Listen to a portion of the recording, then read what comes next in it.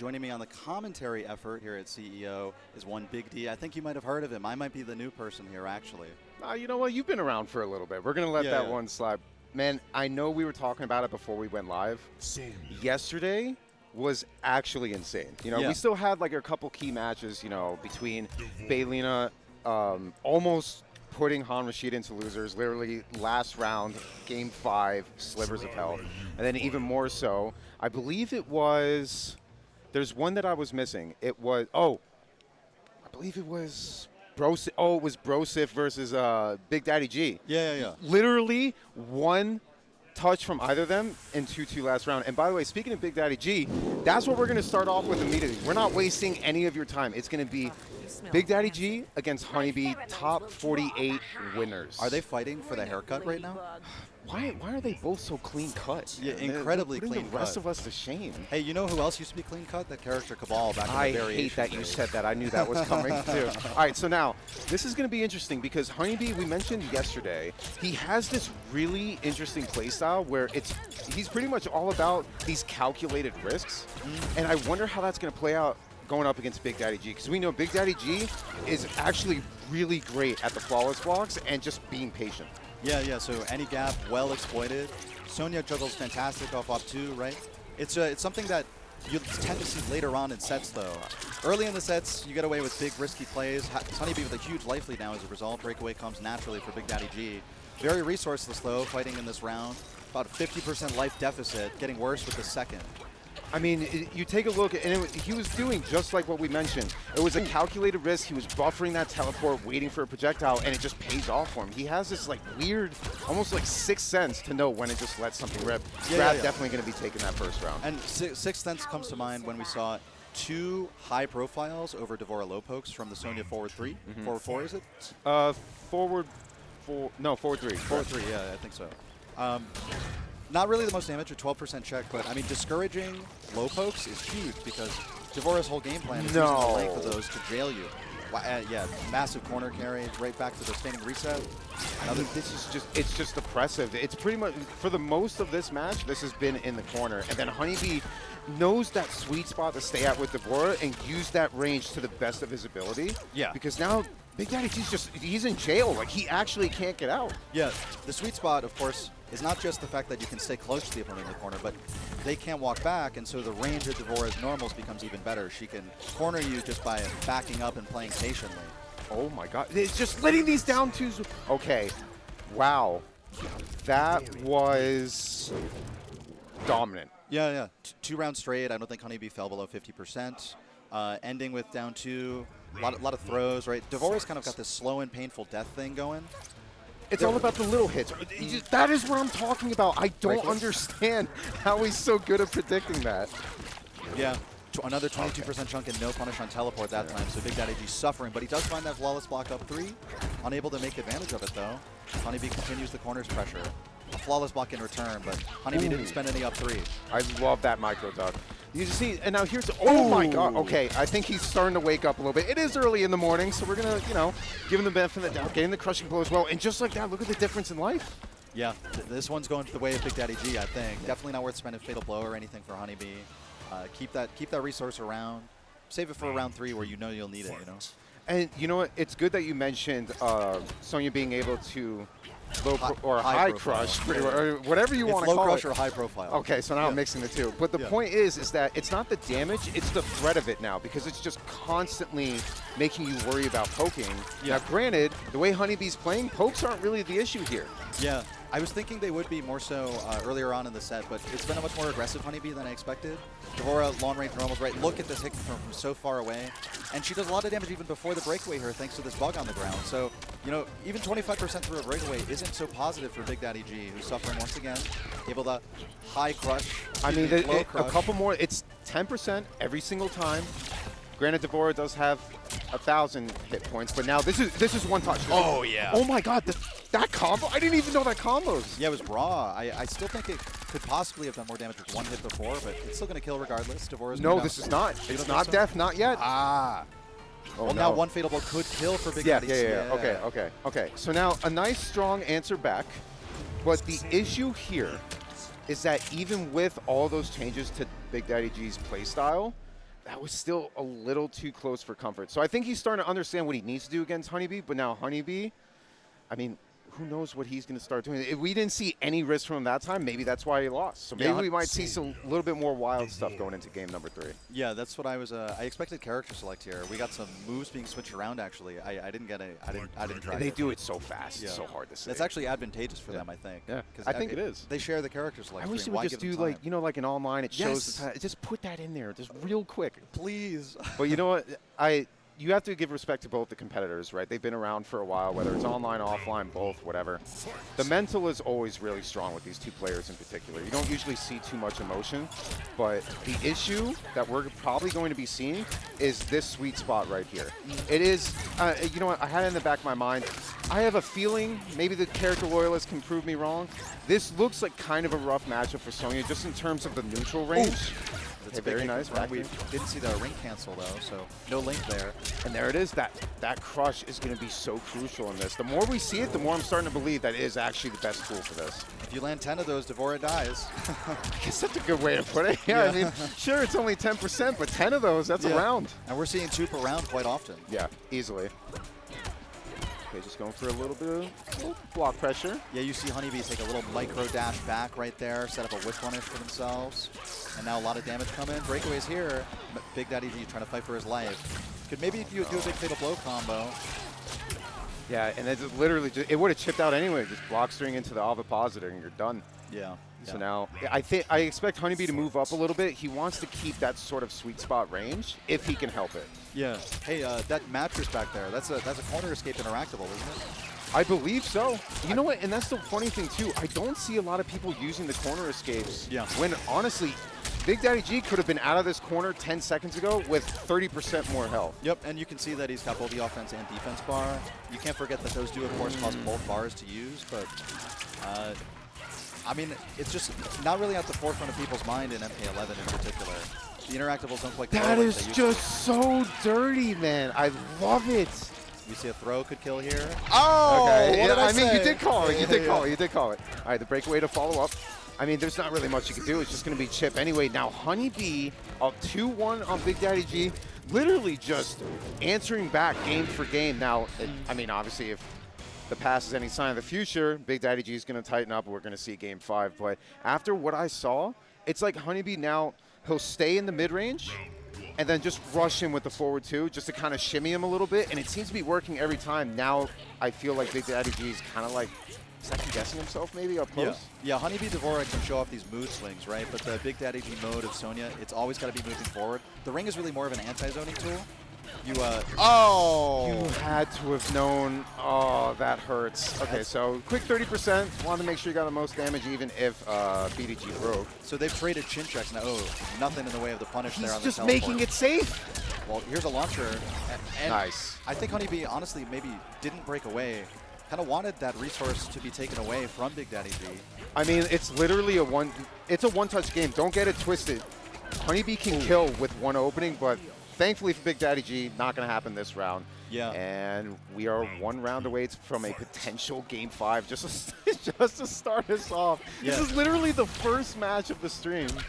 And all the games so far have gone 2 rounds straight. Super close, though. Yeah.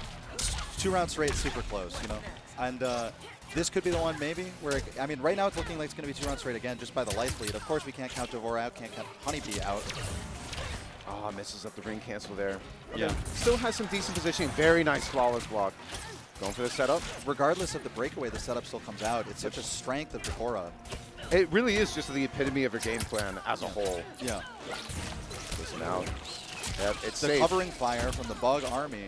HoneyBee's marching back. Fatal blow confirmation or an anti-air crushing blow could definitely kill. That fatal blow will come back soon though. Wait. Not in time. Still alive. Okay. HoneyBee's going to have fatal blow in a second here. He has it at the ready. One string. Okay. It was a prayer. It was a prayer. It's like what we say, you know, he gets a lot of success out of it, but it's never going to happen 100% of the time. And you know what, man? This was exactly how I wanted to start this morning. Listen, I'm not a morning man. I had like 600 milligrams of caffeine. Wow.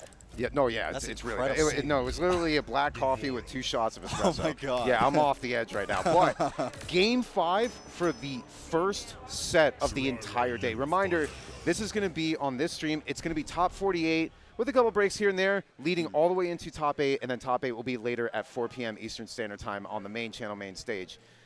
So we're gonna this is setting the pace for the entire day. Yeah. Another 2-round straight there, by the way. HoneyBee, you know, he's got his chain on, got the necklace, but that's not a rosary, so the prayer was not answered.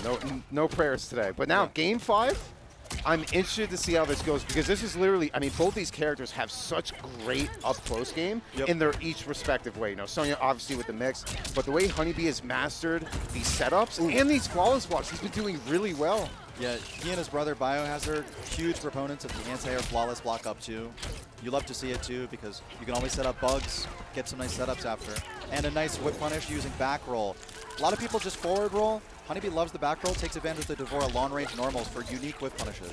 And you know what? It's very smart. Very nice crushing blow there. It's smart because he knows when BDG knocks him down, he wants to go in. So back roll and catch a whip punish. Yeah. Oh, might have been able to get the pickup here. No, he drops it. That would have 100% been death with Fatal Blow. Another anti-air down 3 opportunity goes away for BDG. Now HoneyBee with the Fatal Blow advantage. It's basically a life lead if you think about it. Oh, no. Okay, gets the flawless block. Just a little bit of help. One touch is going to do it from either player. Say a prayer. There's no way. Fatal Blow, let it rip. There's no way. There it is. There's no way. Oh, my God. Yeah, Devora's highest damage grounded combo, no doubt. Regardless of breakaway, a first round advantage for HoneyBee. A great way to spend the resource. Listen, man, I'm going to be honest with you. Right now, if I'm BDG, I'm telling myself the lie that we always say, at least it's out of the way. It's out of the way. He doesn't have to look at it anymore. Although, not a single KB that whole round from either player, I don't think. Oh, no, there was the ring, wasn't there? The ring for the starter, I believe. And but you know what? They're happening so fast, it's so hard to keep up with. But now BDG in a decent position, definitely has the resource advantage as well. Yeah, although HoneyBee with the costume advantage, fall foliage blending in here on the Shirai Ryu Fire Garden. It's hard to see her, honestly. Is it like it's a visual buff? Yeah, visual buff. Oh, okay, I like that. She kind of looks like the tree over there. I almost want to see BDG back up. Oh, my lord. So we were talking about low crushing with forward 3. Short hop, even more advantageous. She could have gotten a much bigger combo there, too. Oh, and that punished it. It's not going to kill, but there's going to be a setup to follow, and there's the grab. See you and next that time. combos, yep. Yeah. That 100% combos. Brilliant play by both players. Now HoneyBee's top 32 winners. Yes, looking right at the camera too. He's proud of it. Hey, listen, man, that was a hell of a performance. Yeah. I mean, by both. Like, that was a Game 5 that could have went either way. I think a few key, honestly, even just drops on BDG's side. You know, he had a lot of positions where he opened them up, but just didn't seem to get the full potential of damage when HoneyBee didn't even have the breaker, which I think at this level of play, if you let stuff like that slip, that's how it's going to end. Yeah, we saw that anti-air down 3, for example, not get converted on, and Sonya takes so much damage on juggle type hits like that, right? Get a little back 1 in there, keep the whole juggle going, but every MK11 is like a very attrition-based game, you know? Right. It's not so often that you get a guaranteed opportunity to really hurt somebody. Breakaways there very often, the meter comes back on its own, so any chance you have to juggle him, you've got to maximize. You know? Especially with a character like Sonya where, you know, a lot of her damage comes from, you know, her back 1 string being able to pop you up. So when they don't have breaker, you need to go in. You need to make sure you can maximize as much as possible. Now, not to say that was really the only thing you need to fix. Obviously, there's more factors into it, but in my opinion, that was probably the only way. There was like a box on the screen. Probably the only way that he was going to be able to come back is if he fine-tuned that. He's not out of the tournament yet. He's now in the loser side. Definitely going to have to fight for his life now, but we will definitely be seeing him later. Yeah. But we have a lot more coming on to this top 48. We, as we can imagine, you know, there is a loser side, but for the winner's side, we have coming up VGY and Parsa. Okay, VGY. I saw him lurking in the background of the stream cam, always watching, learning, observing. Especially if you plan to stay in winners and fight against somebody like HoneyBee, you got to be watching his matches the whole way. You know what's funny? VGY is kind of like, you know, there's lurkers in a stream. Yeah. He's like in the venue, just kind of like walking around. He'll say hi to you. He says, "All right, I got to go grab something to eat," and then he'll just sit in the back corner and just like watch everyone's matches. Yeah. I love it, but you know what?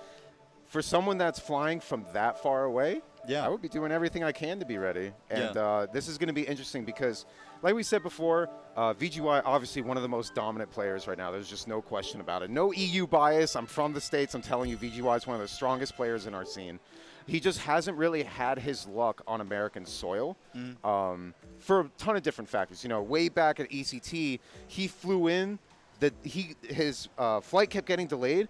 He flew in 2 hours before his pool and still gets top 32. That's incredible. No, and that was when he was playing Shao Kahn way back in the day. I remember, So he's had a lot of mishaps traveling across the pond, but now he's well rested. He said, I slept great. He's been in Orlando since Tuesday, so he's had time to adjust. He's had a vacation. I mean, this is a vacation. He better go to Disneyland at some point if he's staying around this long. But I am so excited to see how he does at this stage of the game where we haven't really had a chance to see anyone really compete offline. Yeah. There's the climate has changed so much over the course of 2 years, right? It's literally a different game in the way of custom variations. Everybody has these kind of new open-end choices they're showing off. And even the character select meta is different, right? How quickly you can select your custom moves and keep your opponent guessing as to what you'll actually come in with, also important.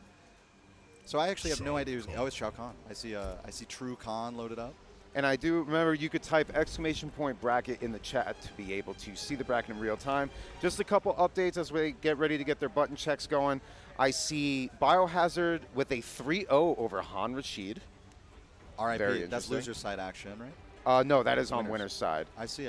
We also have Pop-Tart, VL Pop-Tart 964 with a 3-0 over Mega Matrix. Jukes with a 3-0 over Patient Impulse. Blackberry over Zesquil, 3-2. I hope somebody's filming these somewhere. Full Auto over Berry Slushy. Yeah, these better be reported. Zintai over Costner, 3-1.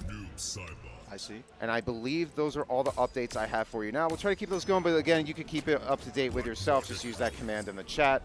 And now we are seeing potentially one of the best sets we'll see in the near future.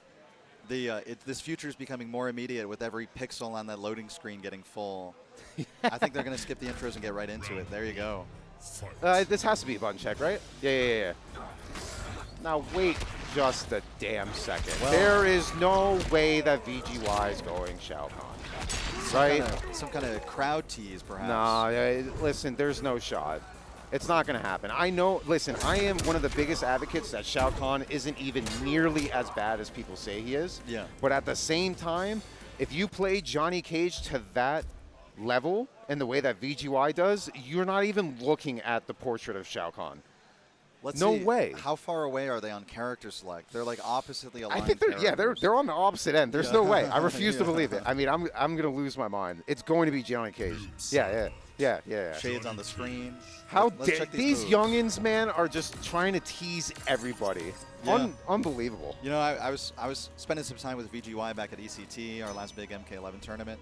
He was hanging out with Ketchup and Mustard, and we were just telling him the lore of like how MK9 and like Injustice 1 worked. Oh God, all the broken time. stuff. He was just in awe the whole time. He was a great listener, and now we're here to listen to him in every decision he makes and trying to extrapolate wisdom from it in the same way he did from us. Hey, you know what? We talked about it yesterday, me and KP. We got to have story time with the youngins. We've been around long enough. We have a lot of things that we got to pass on some knowledge. But now, another match in top 48 winner's side. Parsa rocking Noob Saibot. VGY with the coveted Johnny Cage. Golden Johnny Cage, by the way. Now, this is going to be interesting because I do believe Noob Saibot does notoriously well against Cage. Now, I'm not saying this is a losing match by any means, but oddly enough, the keep away, and even up close with checks with, Noob Saibot's back one as a nice mid, 9-frame mid, I think it's going to really be able to put VGY to the test here. Yeah, 9-frame mid is a huge deal. Advancing mid with back two also strong. Johnny has the best advancing high in the game, I think, is forward 3. Can stagger with it at the 4-3-4-4-4 string. There it is, being represented on cue. Perfectly safe, hit confirmable. And if you land that first hit, you get a nice juggle too, even if people happen to be in the air. And more so than that, I mean, take a look at the pokes. Oh, he's going with the breakaway. I don't know, man. That seemed like a really okay.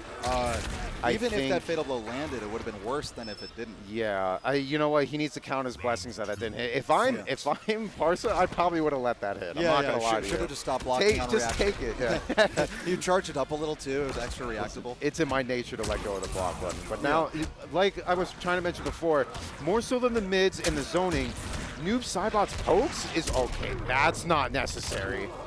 Noob Saibot's pokes is what's really helping him out in that neutral range. But now, very nice flawless block there. Huge. And didn't have any meter to continue the combo, so no side switch available. A side switch would be a huge win here for Parsa, even if the round doesn't go their way. Oh no! 2 crushing blows. Wait a minute, now this is one touch. And yeah, fatal blow could definitely kill off of any confirm. Grab is pretty much free at that point because you're so afraid to take a hit into fatal blow. Oh, VGY wise to not tech. This is bad. This one touch from either player will take the round. Oh, nice grab tech. Oh, okay, threads a needle. A throw for either player will do it. Two throw techs in a row. Flawless block avoiding the chip. No. They both have defense bar. They can survive blocking for a while. I can't breathe. It's high projectiles from Johnny. Please. Look at the range on the mid. Last breath. No, dude.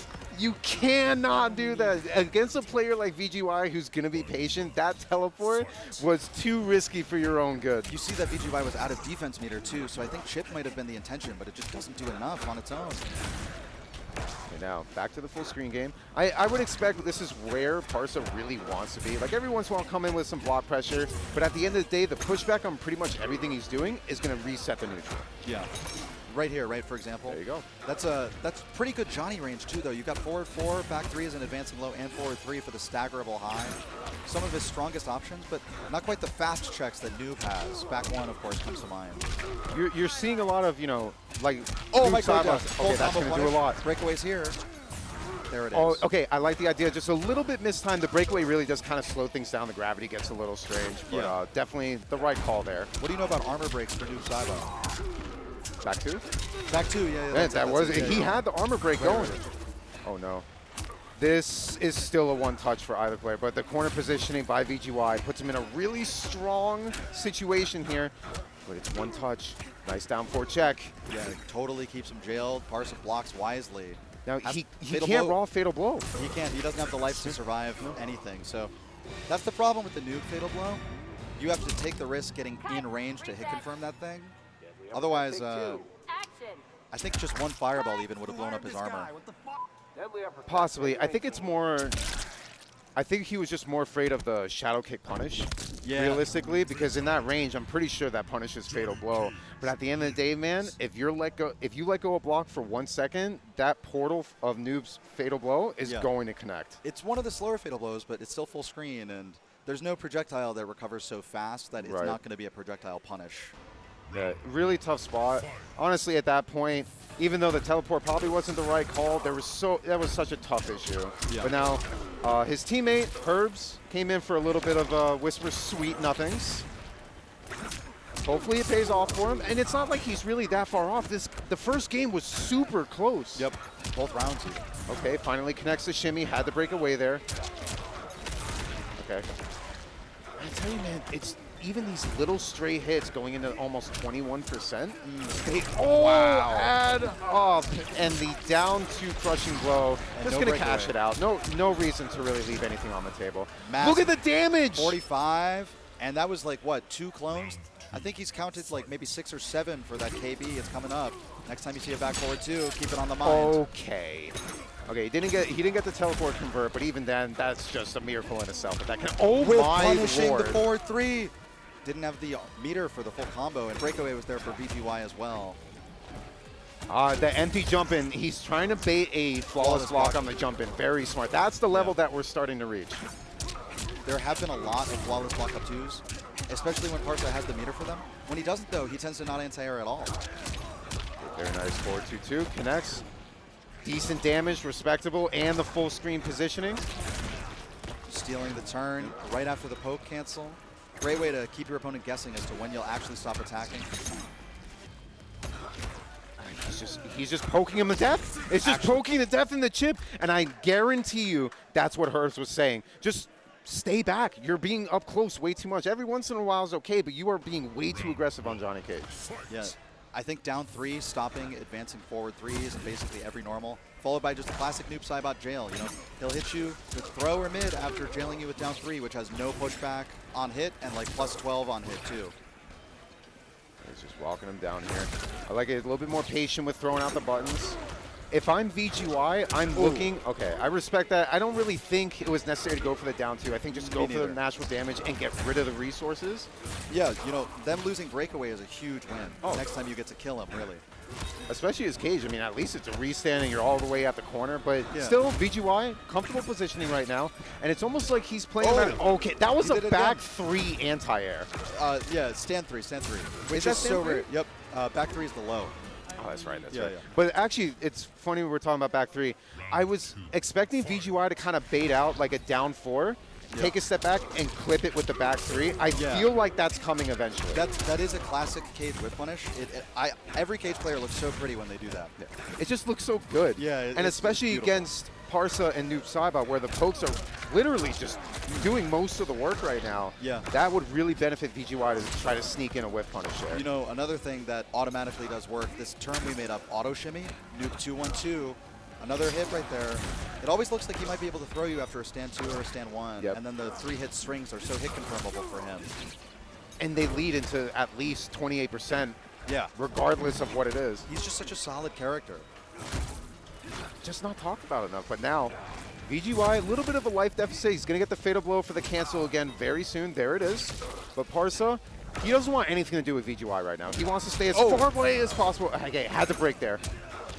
Still one touch, no resources for last breath. Wow. The neutral duck. Yeah, island popping off. You can probably hear some of that picking up right there. Oh, yeah, easily. No, this is what I'm talking about, man. This is still the winner's side. Granted, anything can happen. You don't want to go into losers at the beginning. You don't. That is a long day. Speaking more so for the fact everyone in losers has an even longer day ahead of them. So you don't want to start off the day heading on to the losers bracket. But now VGY looking much better. And you see, it's much more of a patient gameplay. He's like, if you want to zone, that's fine, but I'm just going to trade you 1 for 1. Yeah. This would be Parsa's first time to take the lead in the set if this round were to be taken, but VGY already has like 60% life lead, mostly from force ball. No meter though, and Parsa has all resources filled, is contending against a VGY breakaway though. That's so tragic. Now he still has a lot of a life. Oh! Okay, that's a mistake. That has to be a mistake. Yeah, resources gone. There goes the defense bar and the offense bar on the mallet. And look at the difference. Look at the difference in play style and how well that worked out for him. Okay, so now Herb's coming in, more sweet nothings. But you know what, VGY, I love the adaptation because he started off getting a little bit too antsy trying to get in. He's like, why am I even bothering? I'm just going to go, I'm going to take a step back, make you come to me. He gets the life lead and he lets Parsa make the mistake. Those are high projectiles, by the way, on a rushdown character that is Johnny Cage, who simply just looked like his owner there. Yep. Backdash force ball, come in occasionally to regain the space, land a throw, maybe a little bit of stagger pressure, or just forward 3, 4, 4, back up again. It's deceivingly fast, but at the same time, you look at Noob Saibot, granted, he's got great projectiles, right? They're a little bit of a slower startup, so at the very least, if they're full screen, VGY is going to win that trade. And he's using those little bits of, you know, advantage towards the life lead to just take these rounds. Yeah. You know, Parsa was teleporting a lot more in game 1 and it wasn't working, but I think with the strictly zoning style that VGY won with last round, teleport might have actually been a decent thing to bring back in. Okay, especially with such a life deficit, you got to take the risk to make it back up. Full combo risk. Down 4 into the low slide amplified and full screen we go. But I mean, look at the difference on VGY. He's like, okay, I'll go full screen. Sitting there and just ducking projectiles. He's rarely doing anything. He's playing the life lead, you know. He's had it for a while. It's about 30% difference right now. Because even now, like, this is exactly what VGY wants because he has such a strong life lead. Even if they trade, he's still in a good position, whereas if he gets clipped up close, it's 38%, and that's just not something you want to deal with. Yeah. So now he's forcing Noob Saibot to come to him?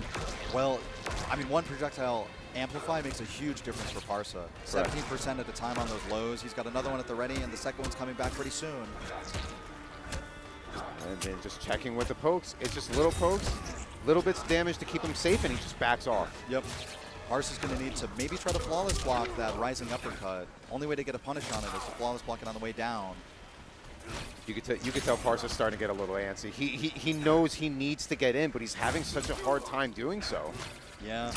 11 seconds on the clock. At this point, there's nothing you can do, right? You literally, yeah, he's just going to walk back and imagine timing out Noob Cybot. He's just going to block. Yeah, there's literally nothing you can do about this. Nothing. And he's just, VideoGamezYo is going to keep walking back, make sure he could stay far away for this next round. And now on set point to advance in the top 32 winners. That's true, that's true.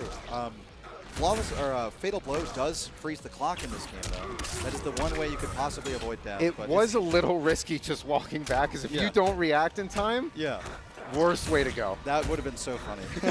Hey, listen, that's happened to me, man. I don't even want to talk about it. Yeah.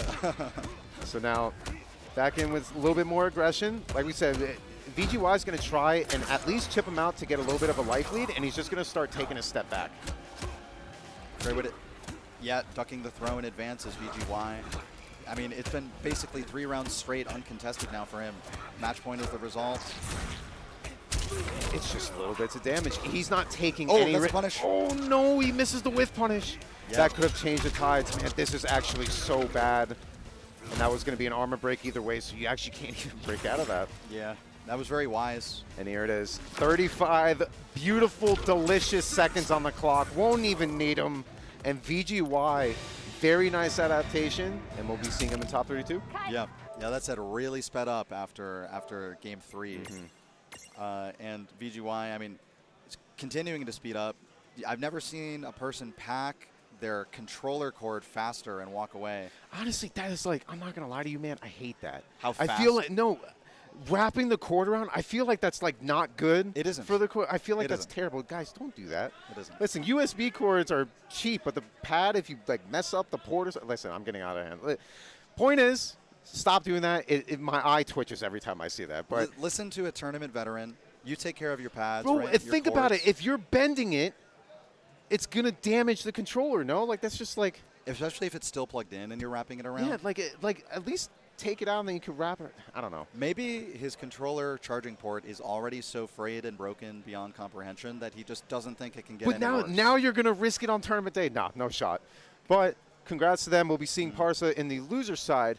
But now we have something a little bit different for you. I want to just take a look here. We have Alcatraz versus ChubbyMcChubers. That is ChubbyMcChubers. That is a. Is that a Bo Rai Cho player or something? I mean, I'm sure he's salty. Bo Rai was not it. Yeah. Honestly, I love the name. I respect that name. This is going to be interesting. Now, we've shown you a little bit of the winner's side, right? This is now going to be showcasing a little bit of the loser's side. So now this is where the salt is going to start settling in. Yeah. You got your tournament life on the line. Early, it's what, 10:30 in the morning? Yep. And you still have the rest of the day and tomorrow to do like the salty stepping all around the venue. Yeah, stomping around.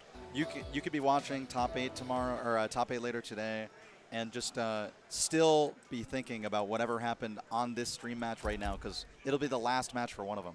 I love this. I'm glad we got some losers up here. Yeah, and that's the way you said some that. Losers. Some losers. Well, you know, I really love hitting it home that these people lost in a previous match, so they are losers, just like the rest of us at fighting games, unless you win the tournament from winners. No, I mean, if you're not first, you're last, right? A wise man once said that. Yeah. But now we're going to be seeing, you know what, I'm actually not too sure who, I'm not going to be able to say this ChubbyMcChubers? I'm not going to be able to say this. You want to go Chub? Should we call him Chub or Chubbers? Or? None of this is working. I can't say any of this without smiling, but I'm going to try my best. McChubs.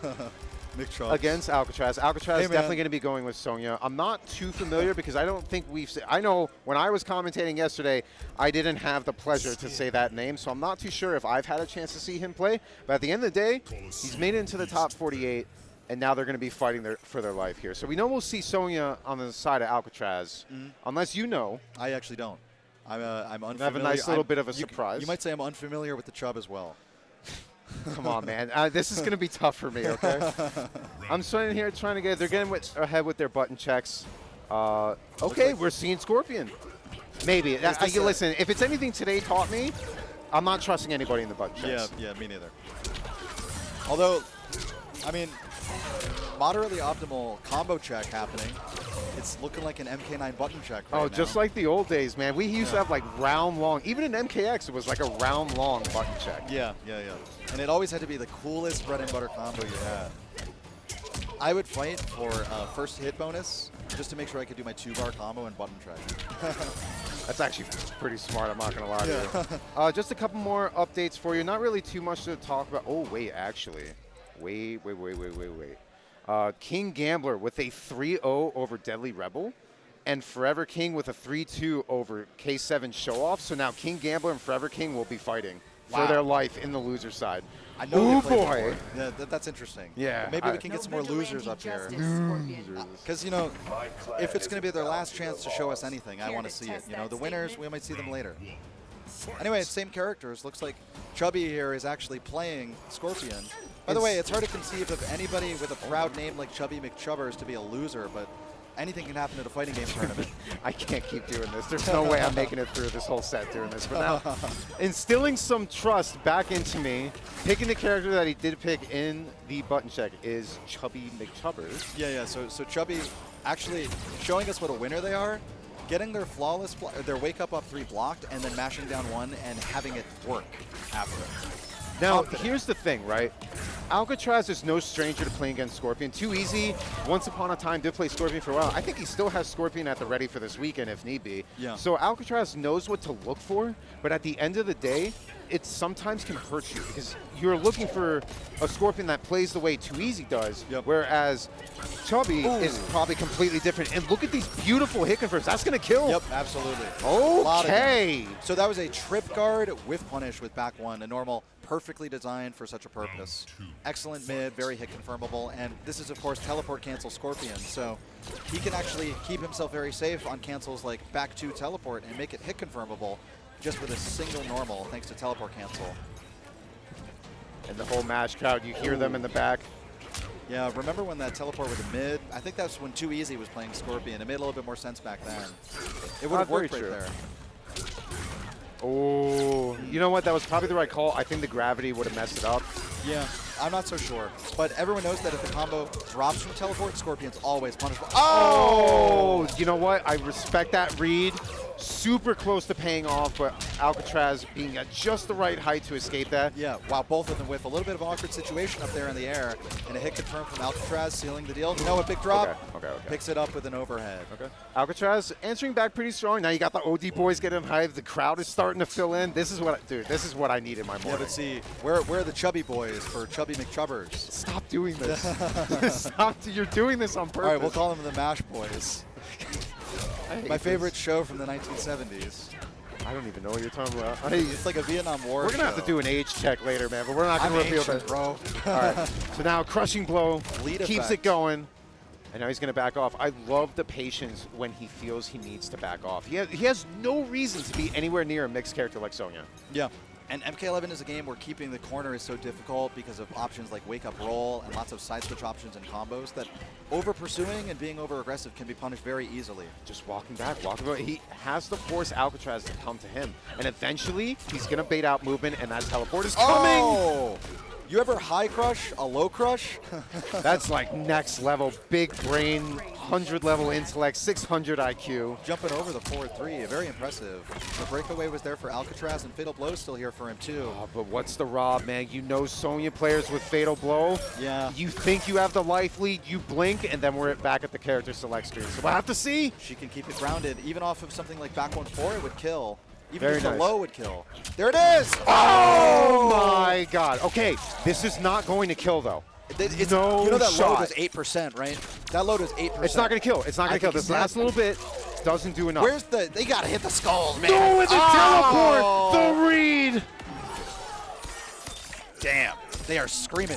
I'm telling you, man. Read his lips over there. No, you saw what my man on the right said? In. Got a couple of the OD boys in the back. No coaching. They're going straight into it. I don't think they need it. They have full confidence. I think they're... that win pose sounded like a fight right there. I was worried they instantly hit rematch or something. No, you can't. I don't care who you are, whether you're new to competing or not. If a situation like that happens to you, you are taking a second. Granted, he's going back into it, same stage and everything. he doesn't need, there's not too much to think about. You just need to be more careful in that neutral. It's a darn shame we're on a stage with no audience in the background because this is already looking like one for the books. Oh, that's a crush. Blow. Breakaway's there, but is this round already over? All grounded. Breakaway save. You know what? I think that's probably the right call. Me too. Because stand 4, Spear does like 18% on its own. That's a huge whip punish. Also keeping it grounded because there was no Amplify available. Oh, that's one of the worst. That could have been costly. Yeah, that would have been a 1-1 punish. Overhead there for Scorp. Nice and safe. Okay, nice little grab there. Still has a lot of work to do, but this is how you start it. Okay, and then pumping the brakes. Chubby just backing off again. This is exactly what you have to do. When you're going up against someone with decent zoning and amazing up close, he's just going to sit there. That is mentally shattering to just have the reaction ready to do something like that. I don't even, do you really think it was a reaction? It was so perfectly timed. It looked like it was so intentional, but I think he might have just done it at the right time coincidentally. Maybe. It was so early, you know? I think what he does is he slowly, at the slightest sign of movement, he has the teleport buffer. Yeah, down back. And then he just hits X on reaction. Yeah. And then, he could cancel if he thinks it's not going to hit. Boom. Backs off again. Okay, no hit confirmed there, but a 12% throw plus the 8%, you know, that's pretty nice. Again. I love this. This is like literally how you should be playing Scorpion against Sonya. This is like textbook play style.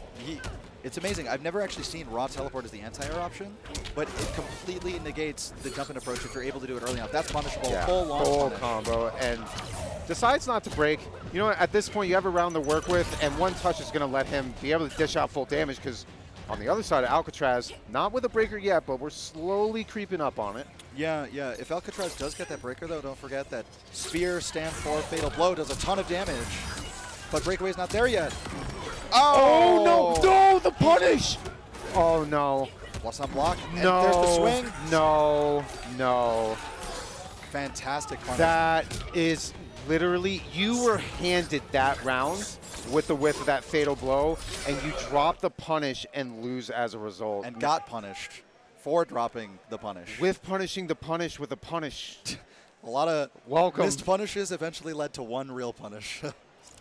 Listen, I'm going to be honest with you. There's a reason why I retired to come into commentating. Yeah. If that happened to me, I'm mentally checked out. That is, like, it takes a really strong mental to come back from multiple mishaps throughout this entire set. Now, you're down 2-0. Against a guy named ChubbyMcChubers.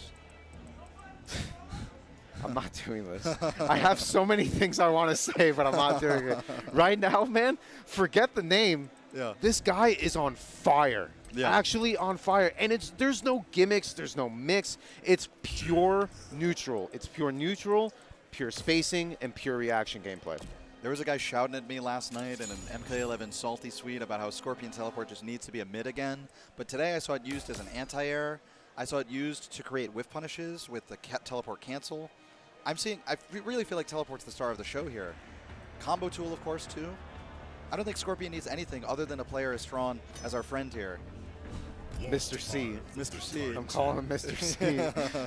But now, up 2-0, and like, he's breathing. You know, at the end of the day, anything can happen.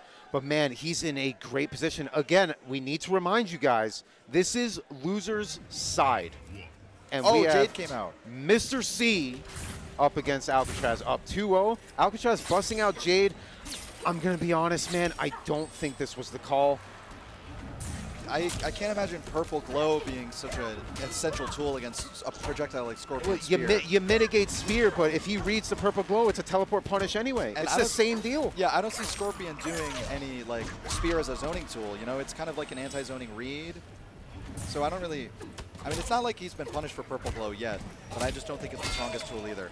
Yeah, you know what, though? Jade does have a little bit better neutral than Sonya. I think we can all agree with that. Whoa. Okay. That is what's going to cause... A lot of people make that mistake. They're going to go for some crazy, wild, big brain read when you don't have to do things like that. Yeah. He had a huge life lead. Now it's almost even. Yeah, what I would tell Alcatraz there is, because no stagger pressure style has been established yet, the parry read isn't going to be informed. It's not going to go anywhere. I spoke about this yesterday. You're going for a higher layer of conditioning. Without this conditioning with the down 2. Okay, tries to read the breaker. Very smart by Mr. C. And now One touch. He held on to everything. Oh, it's an anti-fatal shot! Covers the whole screen. And you know, oh my God, it's just tragedy after tragedy. it's that magical range of life. It's that anytime you're around 33%, Fatal Blow is an instant heartbreaker. And Scorpions, it's kind of built for, you know, the person who's mashing exit characters who like to play the game for the first time. It doesn't miss. I'm gone. I'm mentally just gone. Yeah. Like every single time. No, man, that was a full punish. It was a brilliant throw escape, too. I don't think Alcatraz wanted to give up the corner. Probably a forward throw got tech. Here's a combo. Oh, Missed almost. Okay, trading down twos. I like it. A little bit more towards a scramble. Gets the plus frames in there. Nice grab tech again. And the teleport is literally trip guarding. Yeah. Yeah, he does it so early. Earlier than any of the other Scorps. With his bleed damage, going to be left with about 20%. A stray hit and a throw. You're running in because you're not patient enough, and then you cancel it. Now you have no breakaway for a last-minute check. Okay, nice. Oh no! Well, chin check. They could have gotten chin checked. I don't think we've seen the. Do we even have Dahlia's dance on this variation? We haven't seen it once yet. No, I don't think so. It's very hard to tell. Grab. Not going to kill just yet, but going to get very close. Chip could become a problem. There's no defense meter left. Eventually, he's just going to chip. Yeah. 25 seconds on the clock. He's just going to back up. He has a chip. Now you have no last breath. Not the play, but good job. Damn. And Mr. C stays alive. Alcatraz. You know, Alcatraz stuck out for the fist bump and was denied by a crowd pop-off, distracting our friend Mr. C. I saw it, though. They did it afterwards. Okay, They're good. But honestly, man, Mash House gets hyped for their boys. You can't be surprised. And, of course, that is going to be the end of Alcatraz for this weekend. Finishing with a top 48 placing. You know, definitely not something to laugh at. The pools have been wild, as you all saw yesterday. Yeah. But now Mr. C, ChubbyMcChubers. Finish it. Finish it. Listen, ChubbyMcChubers. All right, I said it without laughing. Yeah. Put some respect on the man's name, as hard as it may you be. do it. I'm trying, man. It's hard. Why you got to do that to us? But we'll be seeing him later, which is honestly pretty exciting. And I'm trying to see who we got next. It looks like, Zintai and Splash. Okay. On the loser side as well.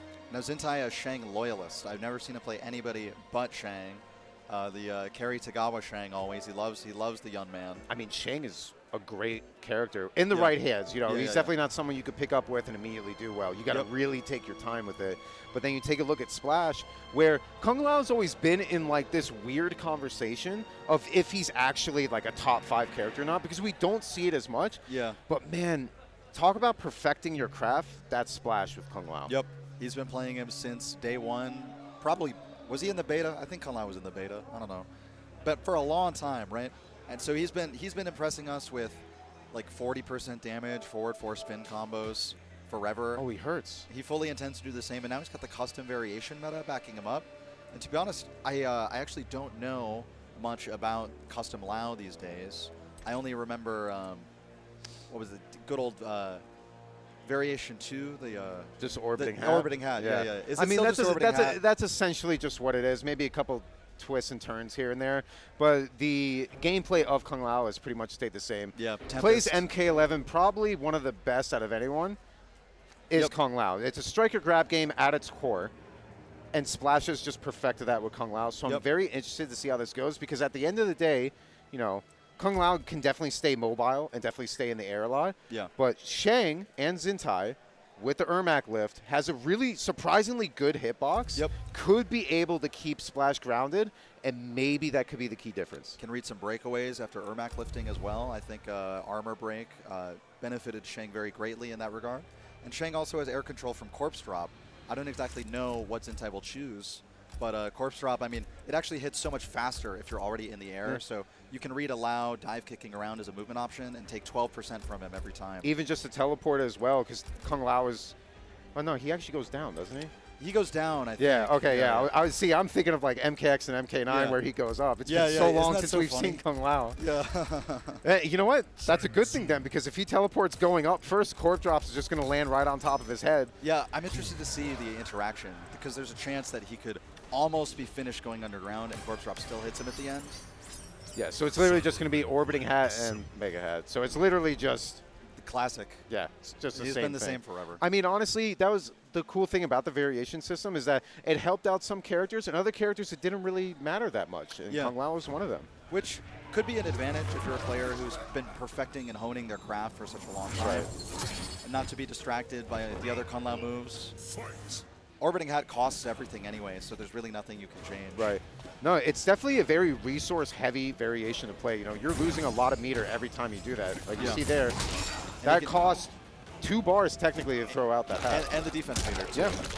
And you can do the second one, which actually takes everything. Like So, all 4 bars of both meters. And that's why it takes time to, even though, you know, virtually the character may seem basic at, you know, its core, at the end of the day, you need to have great resource management to be able to be successful with that kind of style. Yeah, and you pay attention to your very personal resource of the defense meter used offensively, as well as Fatal Blow and life.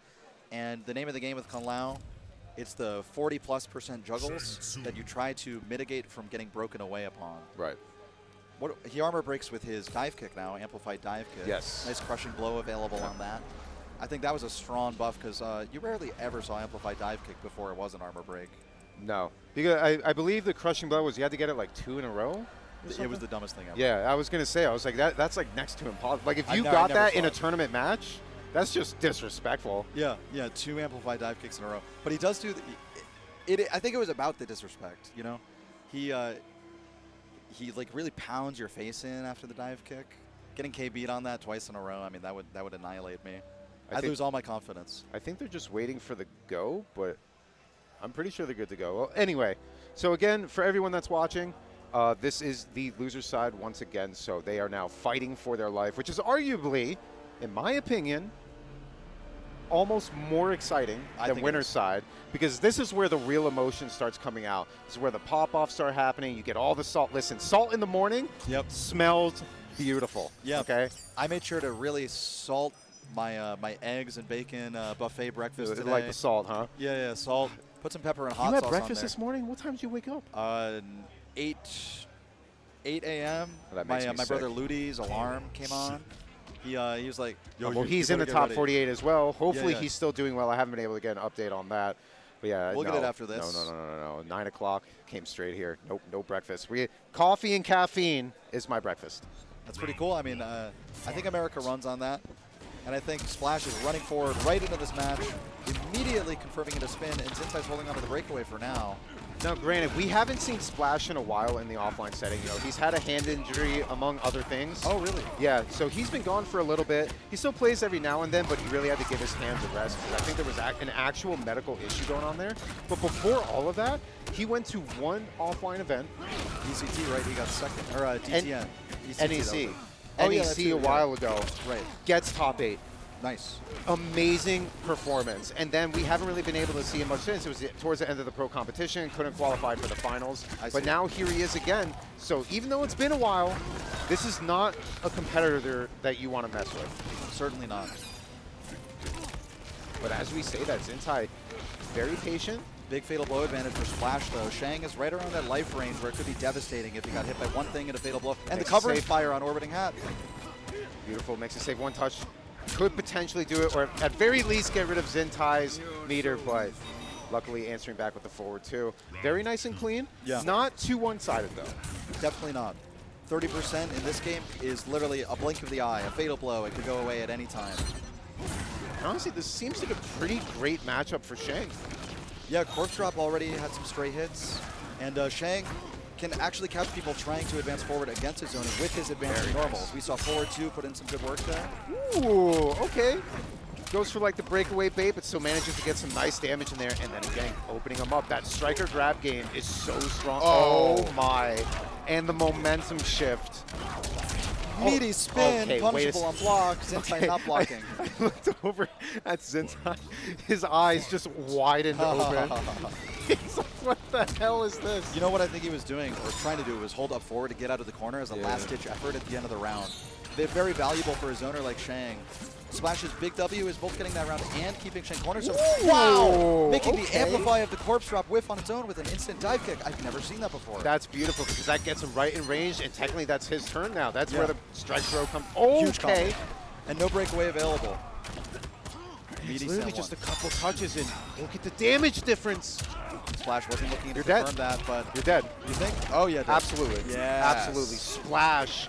After a little bit of a rocky round one, answers back really nice and strong. Zintai stroking his mask beard now. You know I do that a lot too. Yeah, but does Zintai have a beard under there like you? No. I don't think so. I'm also considering shaving the beard for top 8. I actually did for top 8 like today. Yeah. That'd be pretty funny. It'll be like weeks past or something. Yeah. It'll make me look like 3 years younger. Yeah, that's what happened. I might have to do that for labor. It's going to be fun, though. Top 8's going to be crazy. But now I guess they're telling him to put on the mask. But I was going to say, I do that, too. Like, if I have the mask on, I'll just, like, stroke my beard, not realizing I'm not actually touching it anyway. Yeah, yeah. It's just as fun to scratch through the mask. It's a nervous tick, man. Yeah, yeah, yeah. Well, a lot of people wearing masks, they're always adjusting them. You can see Splash doing it right now.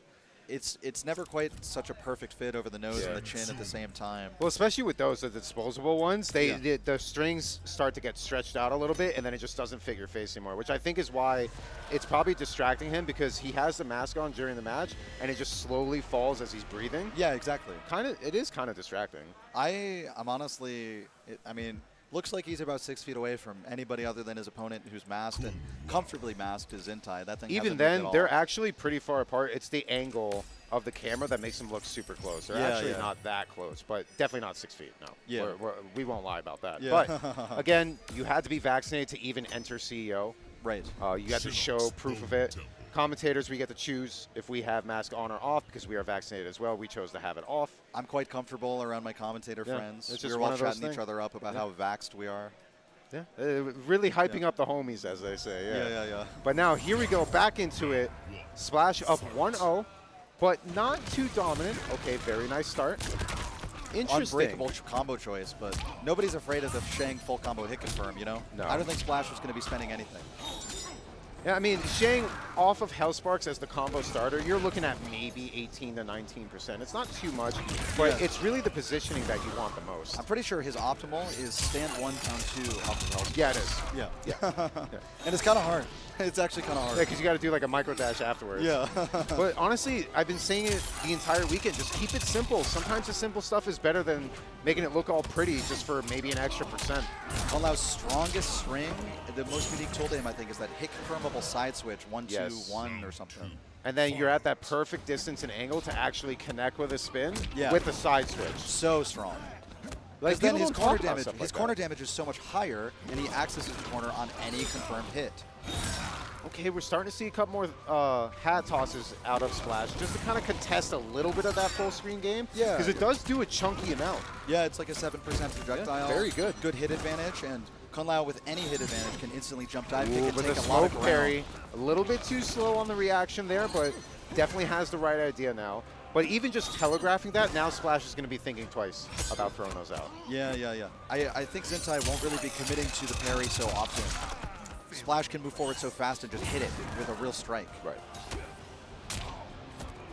Whoa! Okay, Call it the Kun Lao command grab. grab. 20%. The stages play such an important factor in some of these matchups. And honestly, just in the gameplay in general, a lot of people don't talk about this. This is 100% death. Oh no, he drops it. Oh God. Not like this. Not like this. Confirmed. Yeah. That drop into the actual robbery. When that forward 2 landed, I was wondering, can Shang recover in time off a hair hit forward 2 to pick this up? No. But he can go low into his hit confirmable string, get the fatal blow in there, do his biggest combo he can ever do. Fight. So now he's trying to even get the, I think the smoke parry is just too slow at that Twice range. in a row, yeah. Yeah. And look at that. You took like 23% off of 3 projectiles. And now a full combo into 28%. You already lost half your life. We haven't been 15 seconds into the round, all because of those trades. That's confirmed. And now no breakaway. Next touch is actually going to kill. That's the crazy part. He's got to get at least 1 bar back for the Omega hat. There it is. Okay, switches positions. It's a long shot, but still a shot. Oh, no. No way. Yeah. He didn't believe in the There's spin a, after. there's a lot of damage scaling, but still any damage helps. And then just a back grab. And now he's got corner positioning again. This is looking to be all Splash and another round. Now, granted, mentally, if you drop that combo as Splash and Zintai steals the round like that, that shows a lot that he was still stay composed. Yeah.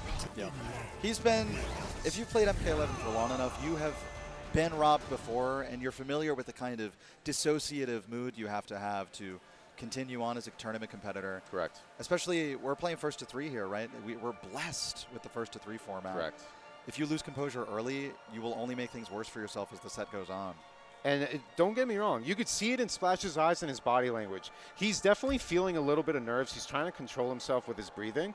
He's not the most seasoned competitor, but for someone who hasn't been around super long and to still be so successful, it takes nothing more than time to get used to nerves, and he doesn't have that on his side. So I give him a lot of respect for being able to just try to stay as composed as possible. It's very important.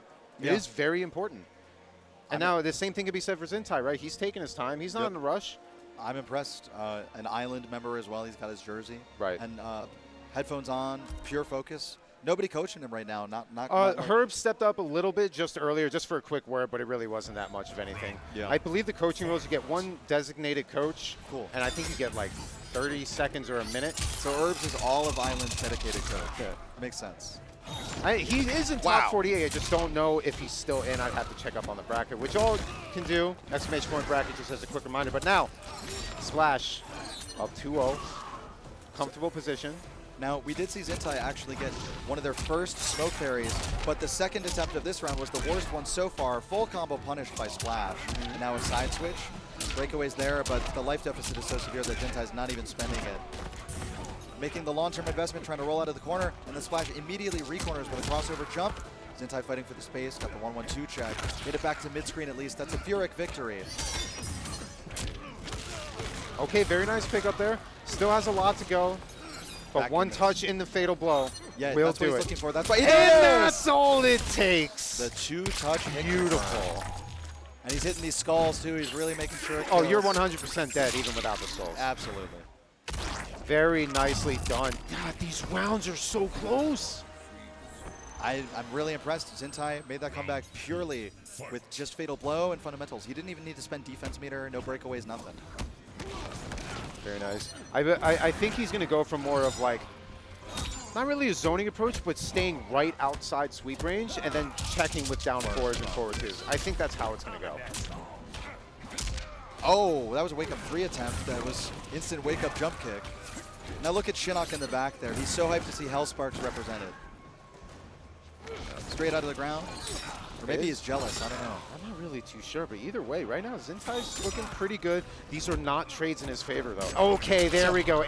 Using it before Splash does this time. Yeah. It's a chunky amount of damage. Thanks for reminding me. And you're dead. Yeah, 4-4, fatal blow. Oh, Where no! is it? Okay, not gonna kill that. Doesn't have the fatal or the crushing blow. And just the 1-2-1. It hurts, man. You got to call it a long-term strategy. He didn't spend the fatal blow for the guaranteed kill. Now he has it for this round. We might see Splash be able to use it.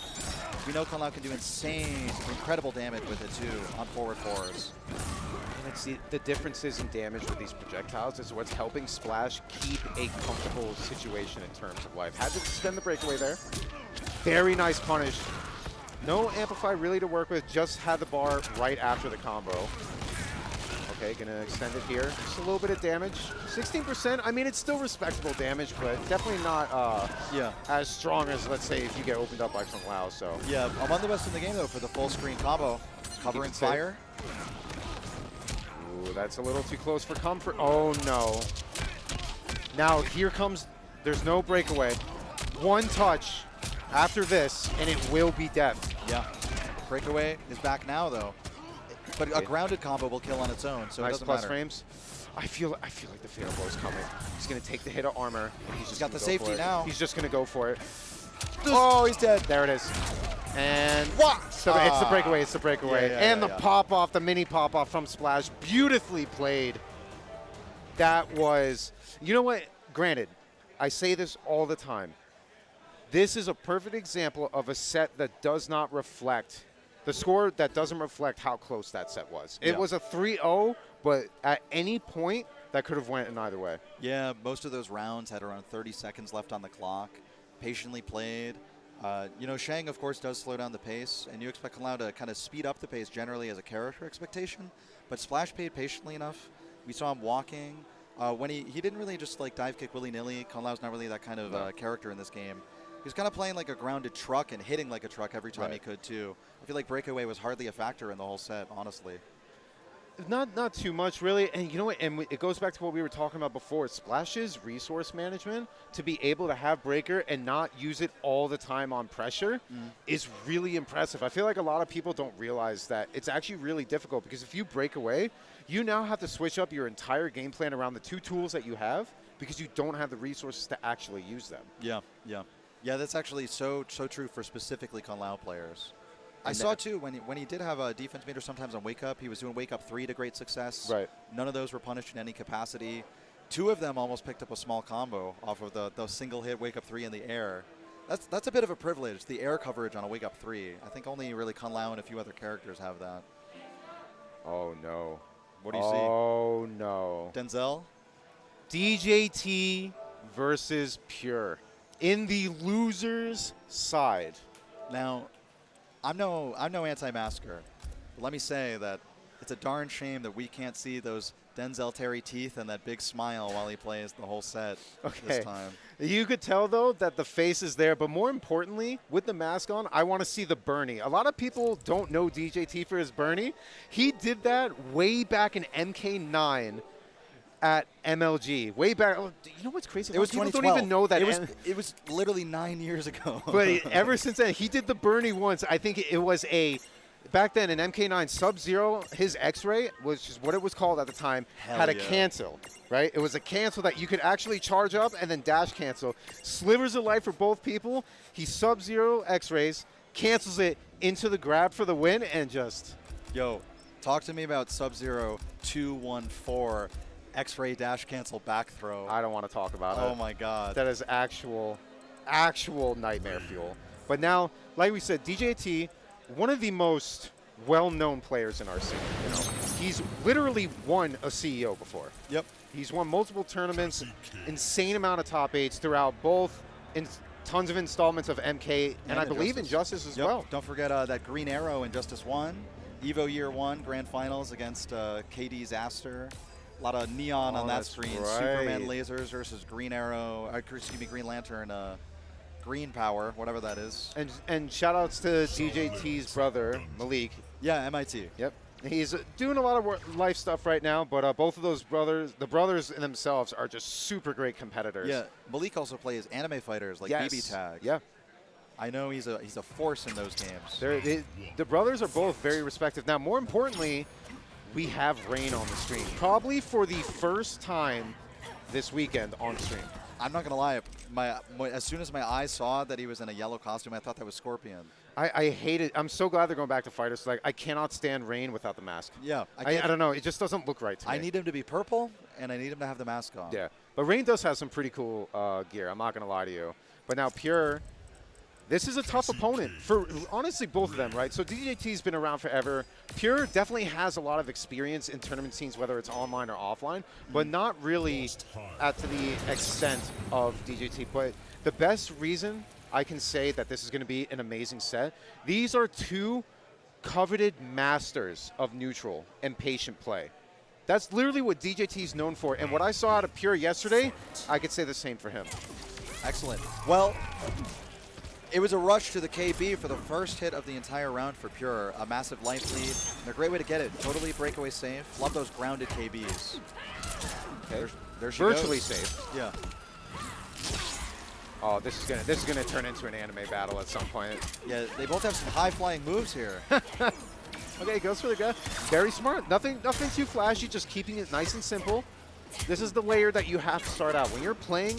Okay, I think he was trying to see if DJT would have the mindset to be able to punish that. Ooh, And okay. he absolutely does. DJT is actually a very researched and lab-intensive player. Oh yeah. So he would have a punish probably on deck for Amplify Gunshot as Cassie rolls back as well. Oh, he does his homework on every matchup. It doesn't matter how far he's gone. That's safe as well. You know what? Oh, that might be his punish he uses for the rolling away gunshot. Yeah. Jump in the air, chase her down. We'll see it, possibly. I don't think he could have really gotten anything else off of that. I believe it was a standing 3 or a standing 4. Yeah. Either way, just a little bit too high on the gravity, too low to the ground. The fatal blow did not connect. Otherwise, that would have been death. But now, I never see Cassie players finish that combo in the anti-air situation. It seems pretty hard to pick up. This is really interesting. I don't know why Pure is going for all of these really unsafe combo enders. Especially with breakaway there. Maybe he's just, all right, this is not a pun, but maybe he's just testing the waters a little bit. Ah, yes. Yes, it's not a pun. I just don't know how else to say that. The acid rainwaters. Okay, bro. Again, why is he doing this? Is his buttons messed up? Why is he not? Maybe, you know what? Maybe Rain can actually punish it regardless, and he's not going to take the meter. That actually makes a ton of sense, but you have to test Denzell at some point, see if he actually has both punishes on the mind and executed. Could be multiple reasons, yeah. So now, round number 3, I mean, they're answering back pretty strong. And again, nothing flashy. This is pure neutral. Pure neutral?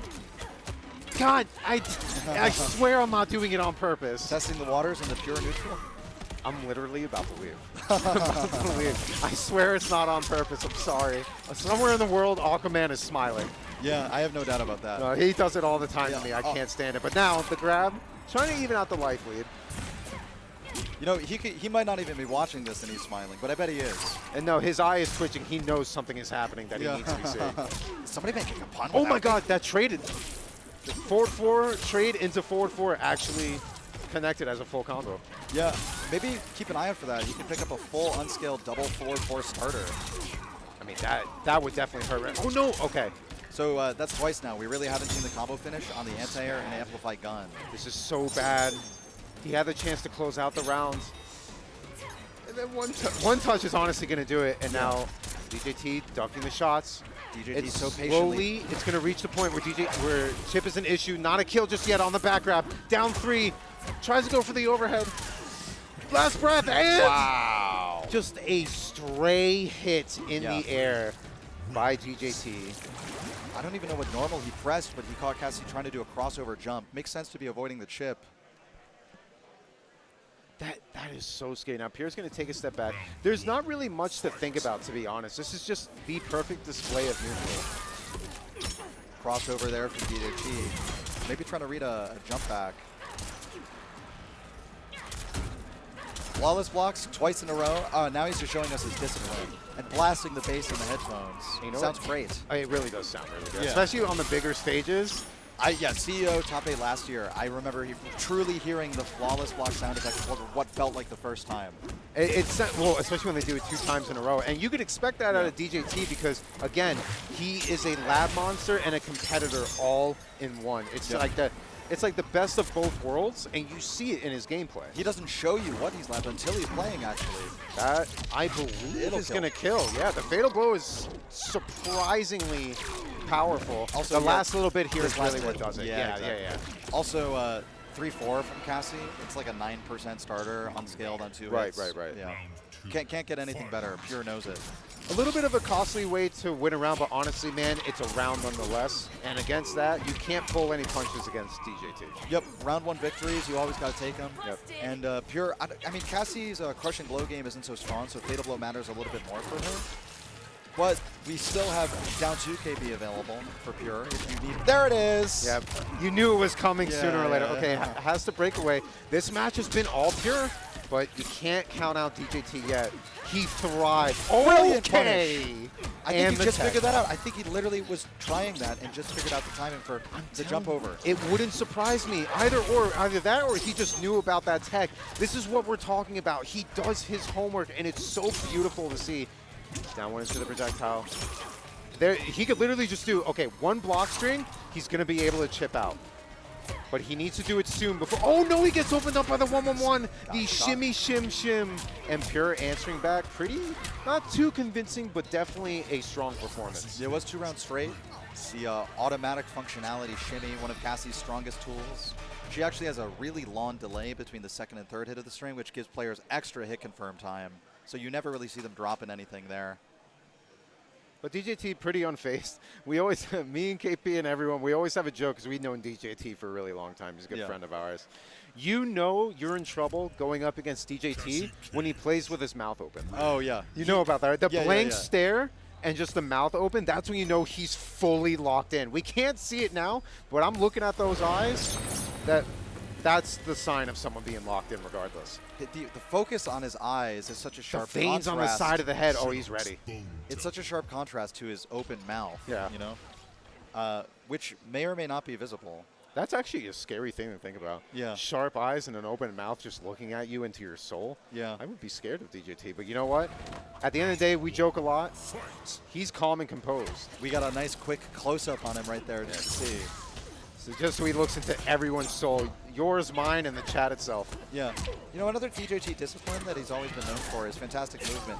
Wow, neutral jump that time. Didn't do the Rain special move to chase down, but anyway, I was going to say he's been known for his movement, and Reyna's one of the best wave dashers in the game, so it's a natural fit for him here on Rain. I think he went for a different loadout here because this is the first time we're seeing the low slash out of him. That's true. That's true. They did go to character select There too. you go. Okay, goes for a little bit of plus frames. The 4-3, one of the best normals in the game. I will not hear anything else about it. Double hitting, one button. First hit's a high, second one's a mid, -3. You see that 1-1-2 just got punished on block there by DJT. Must have been like a frame perfect -8 punish using Rain stand 1. Yep. Again, that's the lab monster in him. Yeah. Able to get a little bit of a combo. Drops a little bit due to the angle of the jump kick. Yeah, has to hit it deeper. Oh, you need to be careful. Misses the punish there, but that is a telltale sign that Pure will probably not be doing that anymore. Because DJT just seems to be ready for it. He almost whip punished the amplified gun as well. He's just one of those players that does things a little faster than everyone else. Regardless of even having the knowledge, to have the presence of mind to do that consistently in the heat of the moment in a competitive match, yeah, not easy to do. DJT got standing reset though. Pure's offense almost took the round, but DJT's securing some corner positioning now, moving towards that that command grab over there. Oh god, he's mitigating the chip with the, oh wait a second. This is actually a little scary. DJT the wave dashing. Oh! Oh, what? What just happened? What just happened? Well, I mean, it doesn't looks really like it was matter. Kill anyway. I think that might have been on the side of Pure, but DJT's letting it rock anyway. Yeah, they're not even going to think. I mean, you were dead either way. Yeah, it was so a KB. I guess the rest of us weren't quite ready to see that KB kill and instantly do full life damage. I thought it was going to have to be hit confirmed at a fatal blow or something. But yeah, that's what the I KB thought. does it on its own.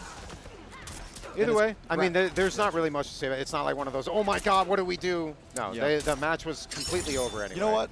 I think that's a habit that this community has unfortunately built up in the past few years. When something they don't like happens to them while they're playing online, they hit you with the quick take the clip and rage quit thing. Yeah. So he just hit that start button knowing he was dead. Trying to listen, we've been online for a while due to the state of the world right now, so you gotta. There's a lot of online muscle memory, but either way, DJT. Dude, coming out real strong. I think this change in loadout really helped him. Yeah, yeah. As a spectator too, I love seeing these higher damage combos from Rain, sending people across the world. It's so good. Yeah. It's like traditional Rain from the old school classic days. I love to see it, man. Roundhouse kick across the whole planet. He kicks you faster than Cabal Nomad dashes across the world. Okay, trying to open him up any which way he can. That last hit is a high, but there's kind of like a three-way mix with that, given with the loadout that he has. Right.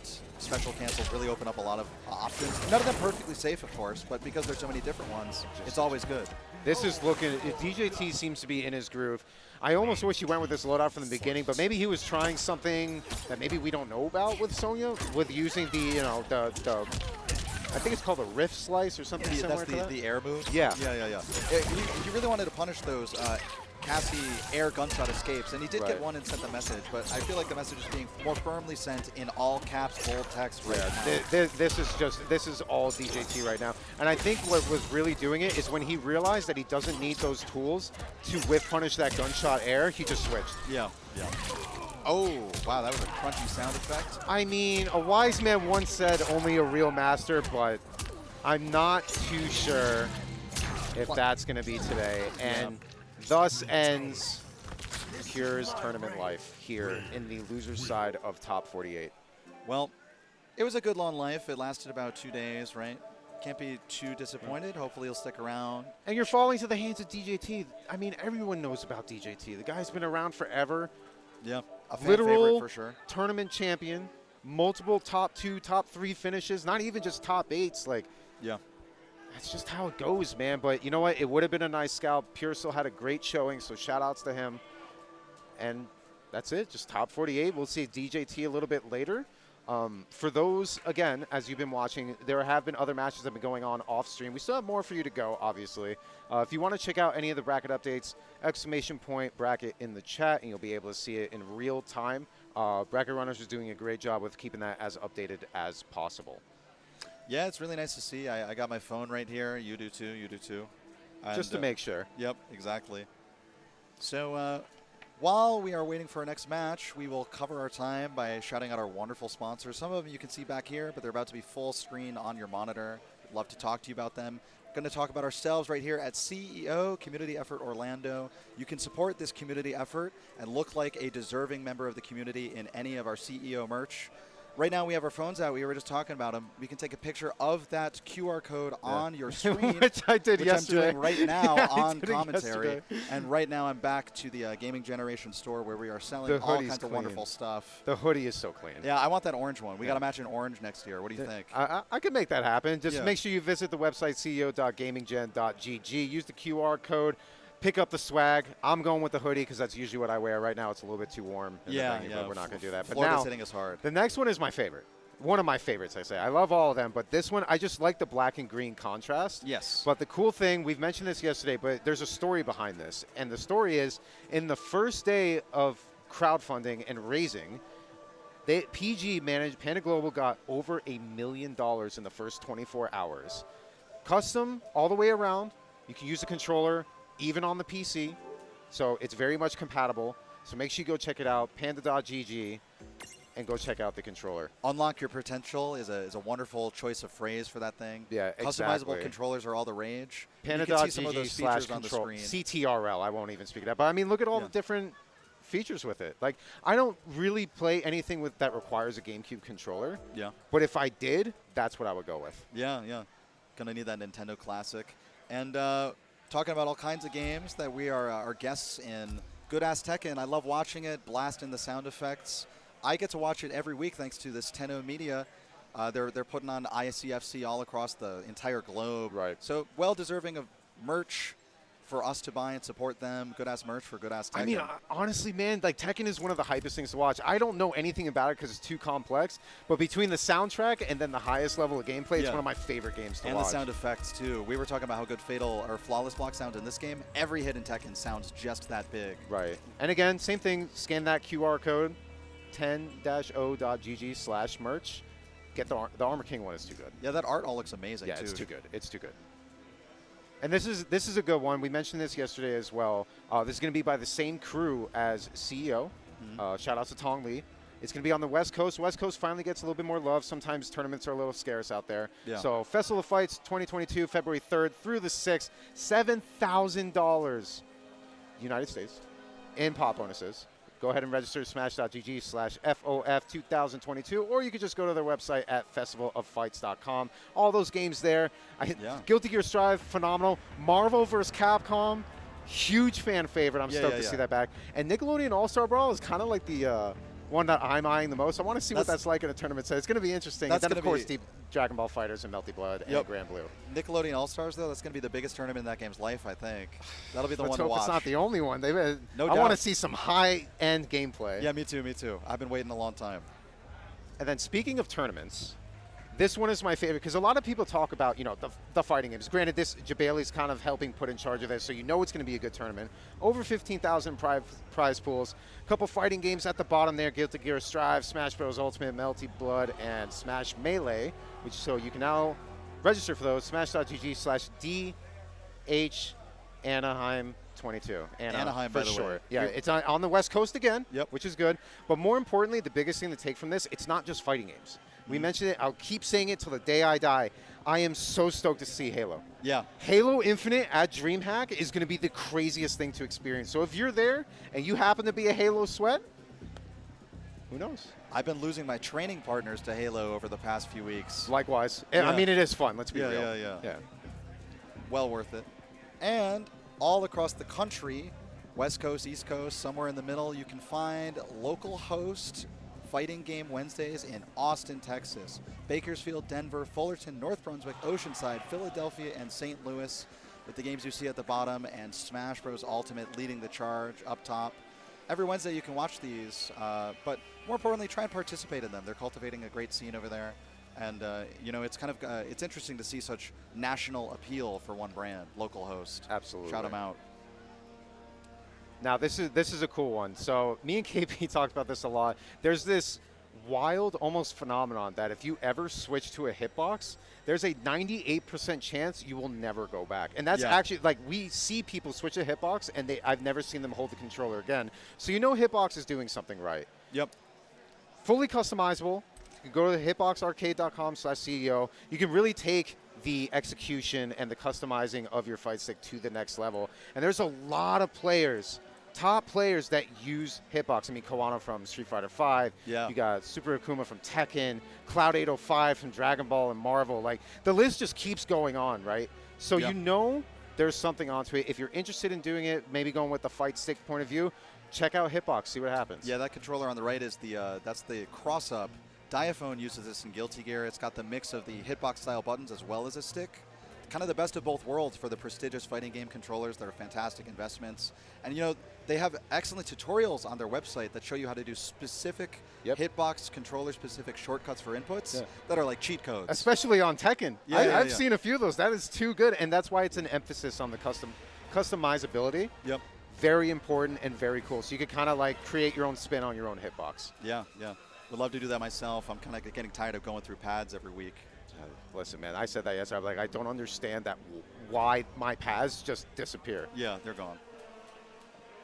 Now this I'm going to let you do this. Look, before every day of my life, I'm eating some kind of granola bar. It's real efficient, right? You open it up, you instantly feel like you're eating breakfast. But the problem with the ones that I've had my whole life, they're not the OP bar. I'm not feeling overpowered when I eat them because they're covered in sugar. They're practically candy, layers of chocolate and whatnot on there. OP bars, by contrast, as you can see, written in big, wide text, no gluten, no dairy, no soy. It is only the world's first nootropic energy bar designed for gamers by gamers. Now, I'm not going to say, though, that having the PS5 controller on the cutting board with the ingredients is a good idea. I feel like that's a little unsanitary, but I understand the point that they're trying to make. And the point that we want to get to you is to use the promo code CEO10 for 10% off over at overpowered.gg. That is a wonderful and great idea. 10% off on anything. I'll just buy it. I'm telling you right now, chat, you couldn't see us. We had our phones out doing the QR code thing. Yeah. But now, thank you to all of our sponsors. I appreciate you all. Thank you for helping put this amazing event together to the height that it really is. I mean, this has been great. We're not going to sit here and pretend that having an offline event is easy to do right now. You know, a lot of compromises and guidelines had to have been made, but I'm super excited to be here. And even more, super excited for our next match.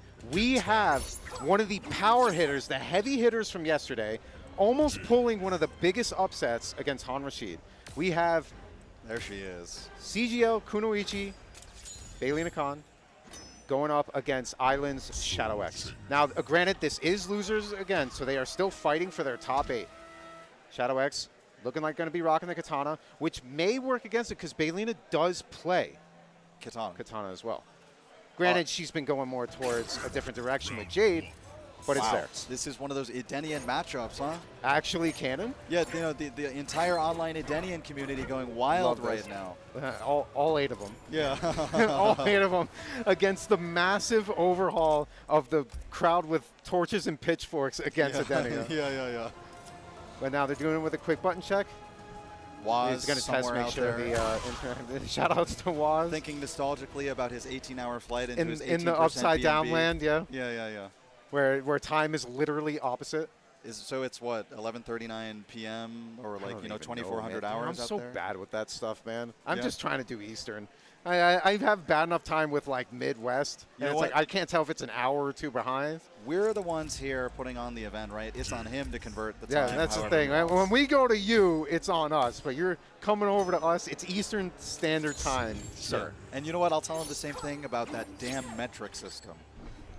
I'll tell him that. What, you mean the one that the whole world uses except for us? I'll tell him that I'm flying 6,000 miles and not 14,000 kilometers across the ocean. I can't tell you how many times I've been clowned on by Ketchup and Mustard for talking in miles.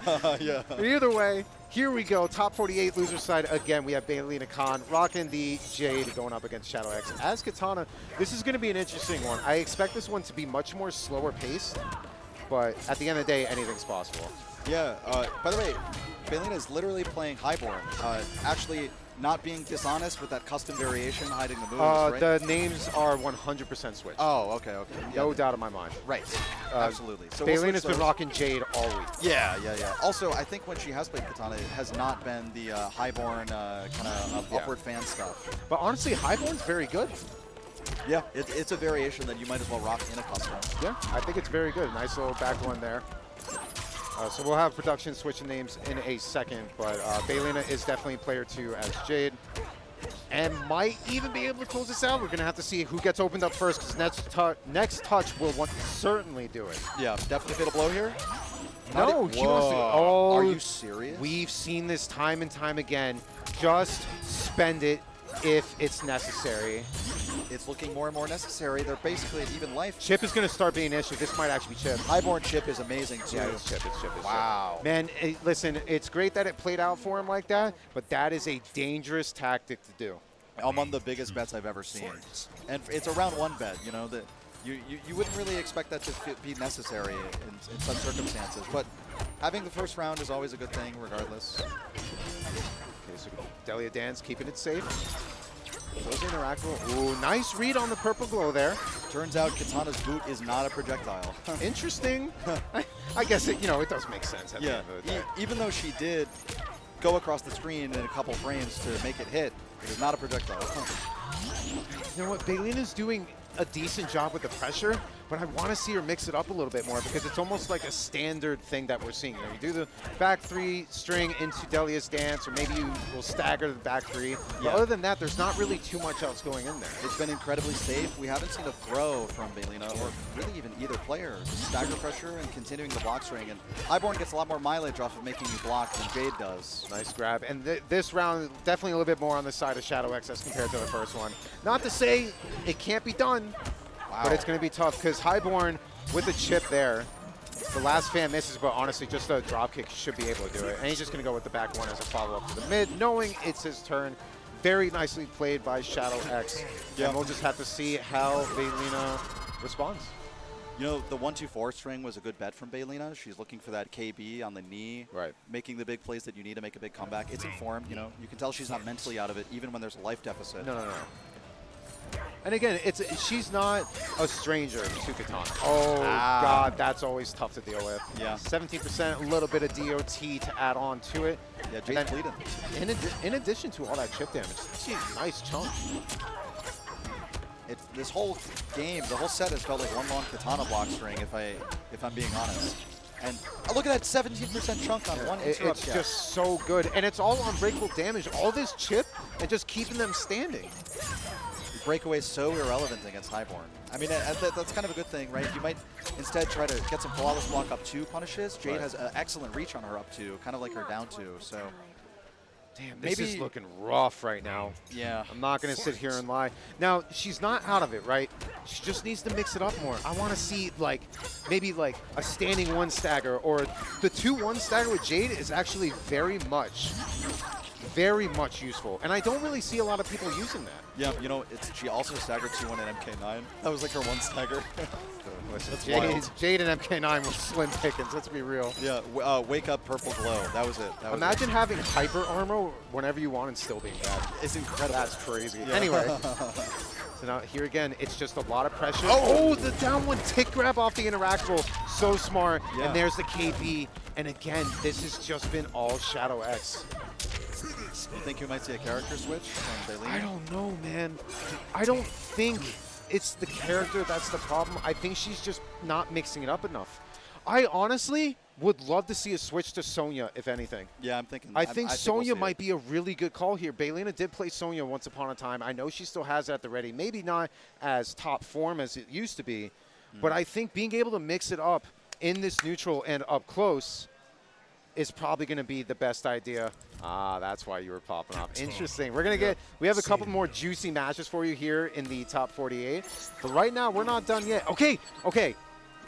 She definitely didn't hear me. Yeah, Sonya. But this was the right call. I think this was the right call, because at the end of the day, it's been all grounded play, and Sonya doesn't need breakaway. No, not at all. She just needs to open you up, do the little bits of damage, 26, 28% here or there. Has a much easier time opening up against a player like ShadowX. I really do think this was the right call. She's got a lot of work ahead of her, but this is the start. Nice to have the 50-50 on deck, too, on the back one string. It's an entirely different kind of offense than the stagger pressure and safety that Jade is used to, and the right call because we needed something opposite. Now, again, this is not one of those things where it's like, oh, the Sonya pick just makes it in her favor. She's still going to have to really work for this because at the end of the day, this constant pressure is so hard to deal with. And honestly, who really plays Highborn lately? There could be some matchup unfamiliarity. We haven't seen this pretty much since Customs became available in tournament mode. Yeah, honestly. Hey, quick forward 3, though, 10%. Just need 9 more of those. Hey, but this is the start. Yeah, life lead for Baylina now. One of the first in the set, I think. You see Highborn still having nice. Oh no! Wished it didn't get the micro dash first. Yeah, unfortunate. Fatal Blow's available for both players and it could kill either of them. I know it's coming. You know it's coming. There it is. And it's there. Now you see, this is what I'm talking about. The rounds are still going to be close, but now you have a little bit more of the tools to give yourself that fighting chance. Where Jade, it was really more about zoning and spacing. This is the right call you got to make. Yeah. It's a great call, too, for Sonya players to commit to the low into Fatal Blow, too, because the overhead option requires you to launch the opponent in the air, and it makes breakaway more relevant. So typically you see them go low with Fatal Blow to end the set, or end a round. Okay, goes for the low. I respect, you got to condition them a little bit. You have the round to work with. It's not really that much health, because Highborn's punish potential isn't really the biggest, especially when you're low to the ground like that. Right. So it's all a part of the conditioning, but now ShadowX playing very different. Now just going for a keep away, which is probably the right call from the beginning if you're ShadowX. Ring's a great projectile, though. Excellent recovery, good speed. But even then, the Highborn's drop kick makes Baylina have to second guess when she's going to throw that out. I love that. I love that. Knowing that he was going to disrespect the plus frames, just crushing it. Yeah. On the second attempt, too. Okay, nice block there. Nice grab. Yep. Great way to take a turn. You know that ShadowX has been blocking a lot when negative, but not blocking on their own wake up. But down 3, low profile, the advancing back 1 from Baylina delivers ShadowX a huge life lead. And it's a great presence of mind by ShadowX to know that at that range in the knockdown, the down 3 is going to be the right call as Kitana. Yep. But now, in response, I would love to see Baylina just start going in with the 4-3. Yep. Yeah. 4-3 for the low crush. That's going to be key. Oh, there it is. Nice read. Drops a energy ring crushing blow there, but still. Oh, found it. Got it. Picked it right back up. So now, very nice position here to put herself on the board. Still not through yet. Every single one of those fans connecting adds up, and just the chip damage to go along with it. What was once a comfortable life lead is now dwindling. And ShadowX also has the Fatal Blow advantage, about 5% shy of getting it. Found it on the drone. That's practically a life lead now. If you think about hit confirmable damage, unbreakawayable as well. Breakaway is available for both players too. Have to be so careful as Baylina on defense. The patience is so good. She's fighting for her tournament life right now. Has the potential. Goes for the flawless block. No follow-up. Oh! And no confirmative Fatal Blow. Oh God. No. Fatally blowing it. I can't speak. Ah! Punish. There it is. Enough damage on this. Yeah. I cannot believe ShadowX did that.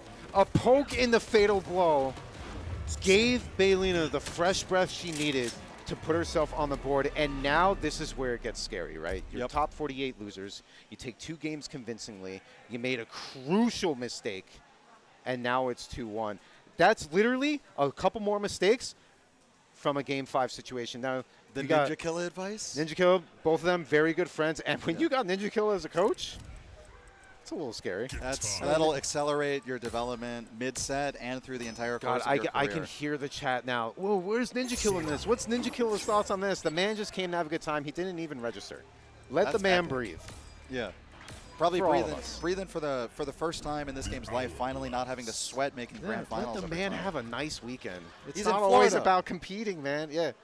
But now, the sweet nothings, we'll see if it pays off. You know, you were talking about how It was a poke into Fatal Blow as a kind of big bet. Probably trying to compensate for missing the hit confirmable string into Fatal Blow earlier, ending the set a little too early. Listen, I respect the risk, but you don't need to do it because Baylina's been playing patient the entire time. Patience is literally what's been helping her stay in this set. So when you're testing that patience, I don't think that's the right call. But again, oh, here we go. It's a full-on custom Kitana.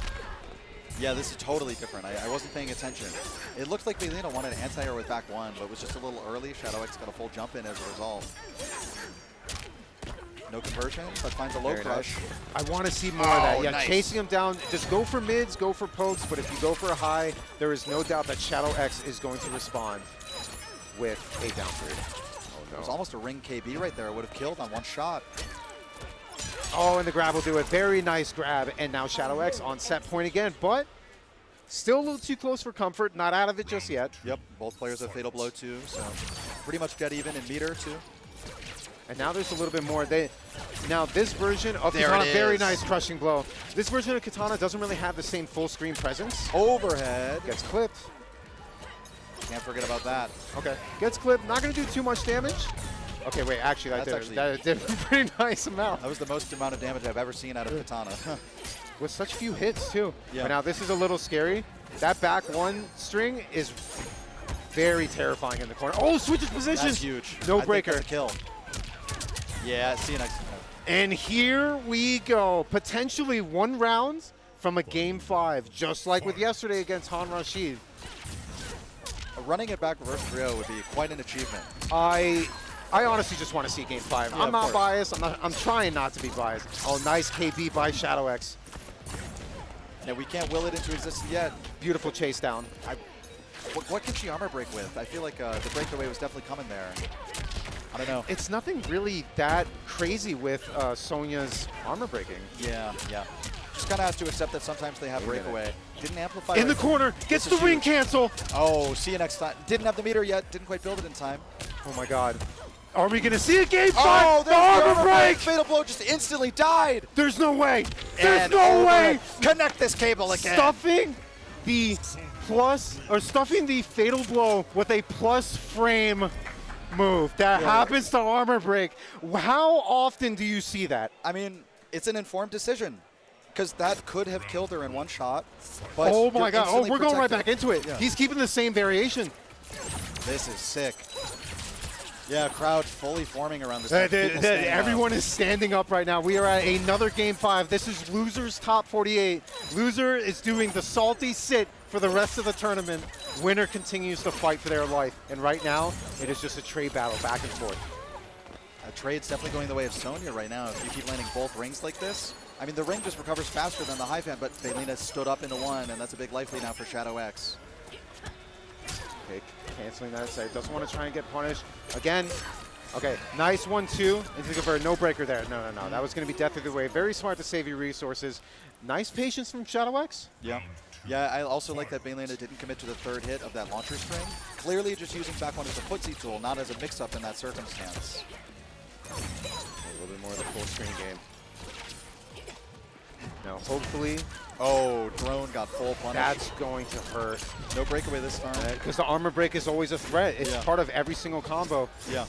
This is starting to look a little rough. Not out of it yet, but man, this is a long road ahead. Gets knocked down, just has to get something started. Goes to the back grab. Okay, that's corner positioning. Can't let Shadow jump out now. So far, they've been pretty uncontested on the jump out. It's following up with the high, the forward grab, just to try to get a little bit of damage. ShadowX on the verge of keeping his tournament life on the line, and the forward grab again. ShadowX saving himself from a reverse 3-0. Unfortunately, that means that Baylina has been eliminated, but what a showing. Oh, nice. What a showing. The entire crowd was on Baylina's side. I'm sure the chat was too. Yeah, no doubt, but the reserve pop-off, I like showing the quick Kitana fan from ShadowX. Like, yeah, I mean, listen, at the end of the day, it wasn't clean, but you got the job done. You get to stay alive in the tournament, so shout out to ShadowX. We'll be seeing him on later today. I'm just happy we had a chance to see a game 5.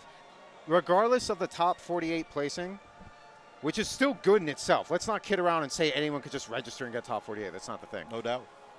To be that close to beating 2 players at that caliber is still respectable. So for anyone like that, you got to hold yourself up high. I know it's probably not what you want, but at the same time, it's all about making progress. And at the end of the day, you're at offline. It's even a privilege just to be able to compete offline given the state of the world.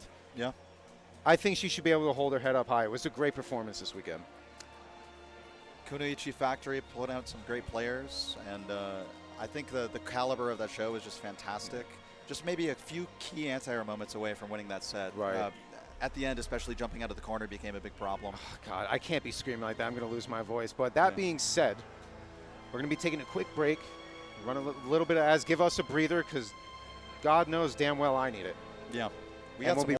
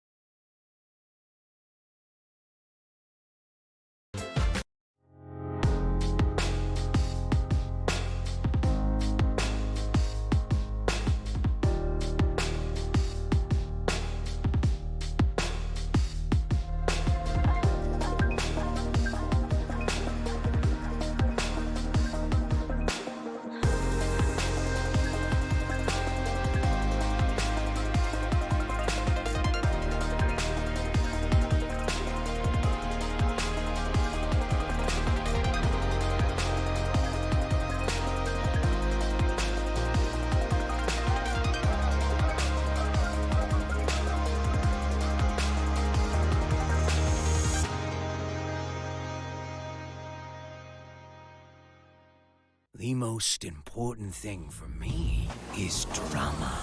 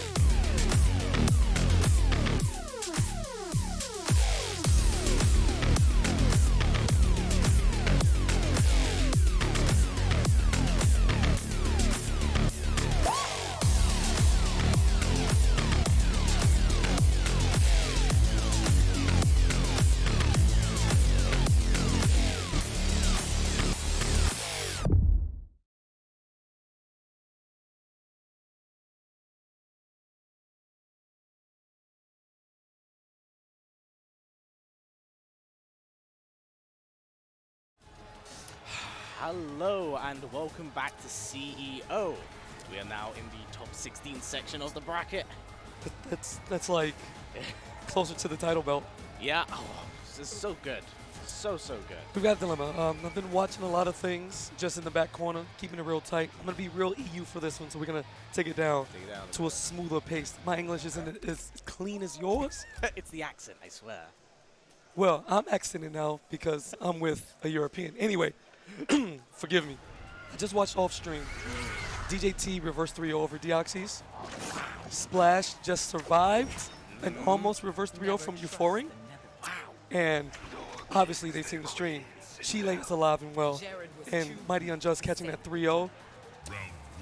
I don't know what to tell you. This tournament's wild. From start to finish, it has been full of upsets, and honestly, it's incredible to see how much everyone has actually grown since the last event. It's wild. So for me, this is extremely hard.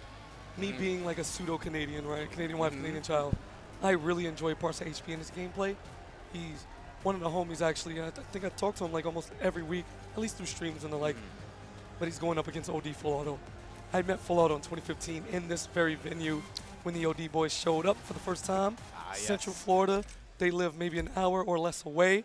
And one of the favorites to go extremely deep. Now, FullAuto caught an upset by that same Chilean Cabal who's smoking everybody right now. 30 pieces, 3-1s. I don't think he's had a close set yet. What's good, purple guy? So I don't know how this is going to go. We saw Parsa early go up against the UK, and VGY was able to take him handily. I have no predictions. I have no idea how this is going to go between, because like I said, the nature of this tournament has just been filled with upsets, right? So whilst they may be your favorites, that doesn't necessarily mean they're going to make it through at this point in time. I would never submit to your destiny is to serve the Netherrealm. That is why nobody murders Sindel. She always comes back. She's like the worst. People say that in lore, you can't really die in MK, but Sindel actually dies, and it doesn't matter.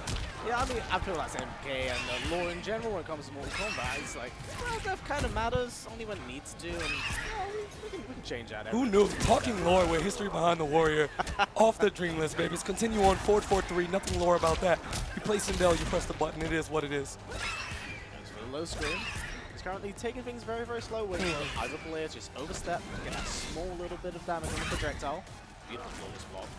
Easy stuff. Holographic interactables, something to keep your eye on, right? It shifts every time on this map, so even in a rematch situation, I'm pretty sure the stage can change. However, one thing that doesn't change is FullAuto's game plan. He's always going to throw forward 4-3, and on wake up, blocking is his least favorite option. He's dead. Wow. He's actually dead. Now, here's the crazy thing. We've been seeing FullAuto pull back a lot, and it seems like everyone actually has an eye for punching back. We saw that a lot when he was playing against Scorp Pros yesterday, and that was kind of a death sentence for him. So he's got to avoid his habits. Yeah, I think one of the finer things we've seen in terms of micro decision making in this offline setting, we're seeing a lot of short hops get blocked, a lot of reactions to highs whiffing and getting interrupted, and just overall smarter poke game back and forth. It's just the essence. And ParsaHP low-key one of the best. Oh yes, very, very solid player. Honestly, from watching his game against VGY, I honestly forgot how good he is, and seeing it in person is really, really something, though. That spacing game's on point. And he's so happy, too. The nicest player all play like the dirtiest characters, and they don't feel bad about it. Absolutely hate it here. Oh, catches him. Great teleport. Land nice 25% on the board. Big jump free into the airfield. So, you know this, amplified screen to cover all the wake-up options and basically went for free. Oh my god! Wait, escape failed. What about 4? Opportunity. You're dead. Oh, it's a Hello? What? Did you know? What? Oh my god! That was the first game! Is this what we signed up for? I suppose so. Okay, this is still top 48, right? We just swapped in on a timer because this is losers as we get to qualifying matches. And we're going to make sure we get all the winners qualifying matches on stream. As far as the rest of it, I don't know because I haven't looked at, the TO boards and see what's going on. But if the matches leading up to top 16 have that in that bag of chips, you can pack it up right now. There's just no way. I don't think I'll be going home in one piece. I'll be a broken person. How do you make all of the right reads consecutively 5 times in a row? Yeah, that's what I'm saying. It's like, that's Galaxy Brain. Had the perfect spacing, hit the down one to interrupt the forward 4, and then the jump back teleport to beat the low screen ball. The dude's looking into the future right now, and it's working in his favor. And if you look right now, that may be for a future setup.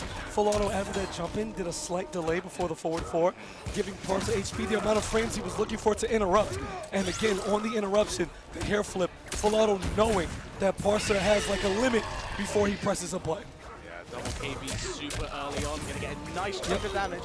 34% right now, all full auto. Trying to bait out another teleport. He knows that Parsa wants to press immediately. Doing a reversal throw after that jump kick, it may seem maniac, but because that jump kick was so high, Sindel does not have the frame advantage to do what she wants upon landing.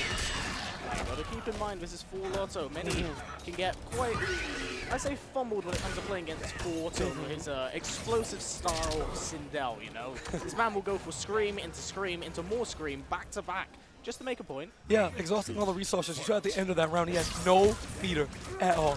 But he saw the whiff on that back 3 string for Noob and was able to just get the whiff punish. Overhead, pretty easy to block, especially in an offline setting. Now here's another punish opportunity, but a little late to the punch. Did not want to get caught by the hitbox of that back 1 grab because that leads to big damage.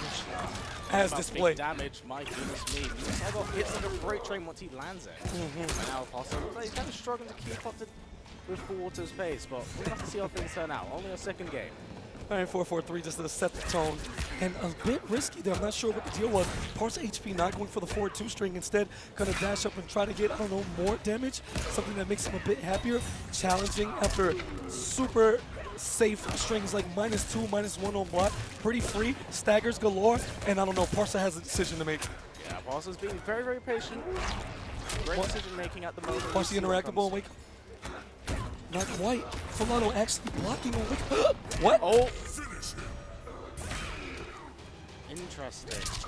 Do they have a word for like desperation in the UK that's more esteemed? Because that's exactly what that felt like. Yeah, well, I can't find it right now, but I guarantee you, the fellow UK brothers know it. But yeah, that was definitely a bit of a desperation attempt right there, and you know that's quite important considering the tone of the first game for full auto. I imagine the reason why he came into that first round itself and had it be so explosive was just to try and use as many tools, as much utility as he can on the board, and then start just pacing himself from that point onwards. I think after the first game, where he made every right read, he figured, why not continue to test this? If I do this tracking fatal blow right in his face, he probably tries to throw another 4-4.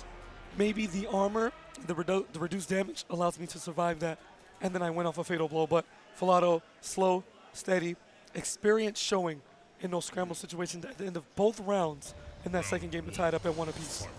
The funny thing is that despite the somewhat nature of Sindel, you know, the forward flop threes, the back twos, the forward twos, the full auto style, it can be described as somewhat methodical with how he approaches this character. It's beautiful, scoped out, teleport. Yeah, Parsa going from reactions to reads. And when you start getting too comfortable with the big moves that put you in terrible positions, full auto's just going to take advantage. Yep. And now he's just walking back, trying to catch him out the air, looking for a mix-up opportunity, but Parsa was ready as well. Not very beautiful amounts of damage, but Parsa looks like he's adapted. He's looking a bit more comfortable in the matchup. But, you know, this is Sindel, man. 2 touches, that's all it's going to take. 1 scream, 1 fatal blow. Full auto still so relaxed. 50 seconds on the clock, huge life lead. And wait, that doesn't combo from that far. I didn't know that. Nice, interrupts it. Nice back roll. Gonna have a bit of a scramble on our hands again. 37 seconds, 1 touch territory. Full auto trying to bait something. No flawless block. And yes, all he needed to get him was the block. He had an additional hit off the amplify. No meter to survive. Clean stuff from ParsaHP. Playing it smart, playing it safe. Don't want to overextend, because this character brutally punishes you on touch. Forward flop 3. Nice, there it is again. Unfortunately, no combo bump. Snazzy up 2 right there. Yeah, looking for the read on the breakaway. I always feel like you should complete it to force them to use the resources. And then you don't have to worry about it for so long. I think it's always important to try and force your opponent, like put them in a situation where you know the button they're going to press. That way you take advantage of them. It's basically reading your opponent in that sense. Just for the low slide, but play this missing shot. Oh my god. FullAuto, no. Right back at you. The wake-up buttons of the quick variety. 4-2. Smack in the face. Just not going to hit that overhead today, but getting a bit more comfortable completing the string because ParsaHP hasn't done the flop block. Now, he could be saving it for the right time. Big opportunity here. Big read. Looking for the throw. Down 4. Was one of the strongest anti-air tools in the game. It was a very wise decision on Parsa's part. Seems like the counter adaptation is coming together slowly but surely, and it's working. Yeah, for FullAuto, he's going to have to stop this train because trading wins is absolutely not in his favor right now. He needs to force the decisive game 5, and just he has to change the way he's playing. Yeah, he needs to counter adapt in itself because whilst you may play in a flowcharty style and it works very, very well for a long amount of time. You're playing against someone like Parsa who's able to counter-adapt and get a little bit more comfortable in the matchup, but very problematic in the larger scale of things. FullAuto still taking chances with this low fireball. Parsa's just jumping at full screen, testing you, looking for an easy reaction, teleport, cancel. You have to adapt. And if FullAuto doesn't have that in his bag, it's going to be an ugly night. This is the loser side. Yes, it's a do-or-die situation, so FullAuto has to pull out all the stops to really let that adaptation shine at this point. Forward for it. No. No. Too solid. Tournament life on the line. He needs to throw more. We need to take it back to the basics. People are blocking all of your mix-ups. You have 2 crushing blow throws, so the guess is always there. Doesn't matter where you are on the screen. As far as Oki is concerned, you have to show Parsa a different look, or his tournament life is going to end right here, right now. This is the comeback that FullAuto needs. Going to go for the optimal. Back to forward to the air flip. Going to get 36% on the board. Nice. Right now it's the snowball effect. Parsa far from out of it, inching into Fatal Blow. Backwards throw. This is good for Parsa. Oh, no commitment there. FullAuto keeping it solid. There's the poke, double, mix up. Finally gets the forward 4 up 3 to connect. Slowing it down. Don't chase him. Ooh, that was so risky. I felt that rattle my bones. I think there's only so many times you could fatal blow in somebody's face. So it's probably a solid read. And I don't think Parsa could react that closely to do a jump back teleport from the screen. Well, we have seen that work a fair bit. I think FullAuto should be playing a little bit safer, considering his tournament life is on the line at the moment. Ooh, interesting trade. Yeah, interesting is a very good word in this situation. Gets the jump in, picking it up. 186 damage at the time. Beautiful whiff punish. FullAuto has no meter, but doesn't need it. Trying to whittle Noob's health down, piece by piece, brick by brick. And Parsa trying to bait something. 57 seconds on the clock. Not a huge life lead, but enough to make FullAuto respect all the movement options. Yeah, just, spacing each other out, waiting to see who overextends, who bites first. That was super risky. Very much so. Trade. That one to low slide. Oh my god. Wow. Mix up opportunity. Oh, stagger. 4-3. Not sure what he was looking for. Oh, punish. That should be death. Nice. Amplified. Yep, just yes. enough. FullAuto staying alive. Not out just yet.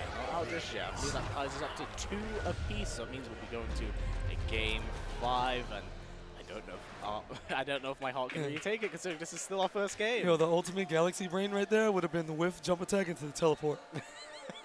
And I guarantee you it would have hit everybody in this building. Oh yeah, no, we all would have felt that. Okay, not everybody. Like the elite players would have blocked it, but like the rest of us, we would have got smoked. Good stuff. Looks like Parsa's taking a little bit of a breather for himself. Want to compose himself going into this last game. Yeah, more of a music listener. Doesn't need the in-game sound. FullAuto jacked into that Astro headset, getting all of the background. He can hear like the monks who aren't dead yet, who are still hiding on the island. See, that's lore you didn't even know about. I seen it last time I was there. I unlocked a special cut in the crypt, and it took me to this stage, and you can see like 2 monks there. Trust me, bro. The secret area. That's my source. That's I'm a your YouTuber, source. yeah. Right, onto our... Remember when they thought that the guy you run around in the crypt was Rain? Yes, I've actually heard some very interesting ones. So crazy. Enough of that. More conspiracies later. For now, Game 5 definitively, as FullAuto looks to make his way closer to the top, trying to defend the crown. Well, defend the hometown. Hasn't won a CEO yet, but wants to keep that dream very much alive. Yeah, so it's a do-or-die situation. Well, stops and currently is going full screen hair flip. Down one checks. Oh, it's a Sindel workout plan, baby. Got to get those cartwheels in, make sure that core is good, a lot of abs, and finally challenges on the screen cancel. FullAuto had a chance to poke through and negate any offense that Parsa wanted to start, but again, solidarity, back to back, trying to buy some time. No counter hit. Down 4 out the air. Oh no, again, FullAuto making these very, very risky moves. It does work, but, you know, in this situation, it's a bit of a nail biter. Set point for ParsaHP. Will FullAuto decide to stop playing extremely risky, or will he continue with the strategy that got him to begin with? Down 20% of his health, make it 30. Continuing on, ParsaHP chipping away. In a series that promotes offense heavily, there's a duck on the throw with FullAuto in big time trouble. Yeah, things looking quite scary for FullAuto at the moment. Parsa smelling blood, looking to take it. Just a low screen, mixing up forward 4-3. Oh no, ParsaHP is overextending. He just let FullAuto back into this game. Yeah, 110%. The comeback potential of this character is absurd. Still is not flawless block to end of that string. And FullAuto does not take the chance now. He's in control. Oh, there it is. And a beautiful scream, beautiful combo, full auto. Exhorting, like, you have to spend the resources. Absolutely. Spend the cash to secure the bag, and it is not over yet. Do or die for both these players at the moment. Game 5, final round between the two. Goes for the 1-1-2, and get plus frames of that. Parsa's scared to anti-air. FullAuto's in control. Parsa's lack of experience online is showing right now, and everything is going in his favor. No jump backs, no tests, running into screams, and FullAuto's just whittling away. No anti-air attempt, no grabs. Look, random down two. I'm telling you, this is over. FullAuto has this in the bag. Bank it. Kodra has most certainly been broken. This is very good pass from Tsung's first game, but also changing up the pace at the moment. I'm not changing my stance. Never say never. I'll say whatever I want. I'm a commentator. No.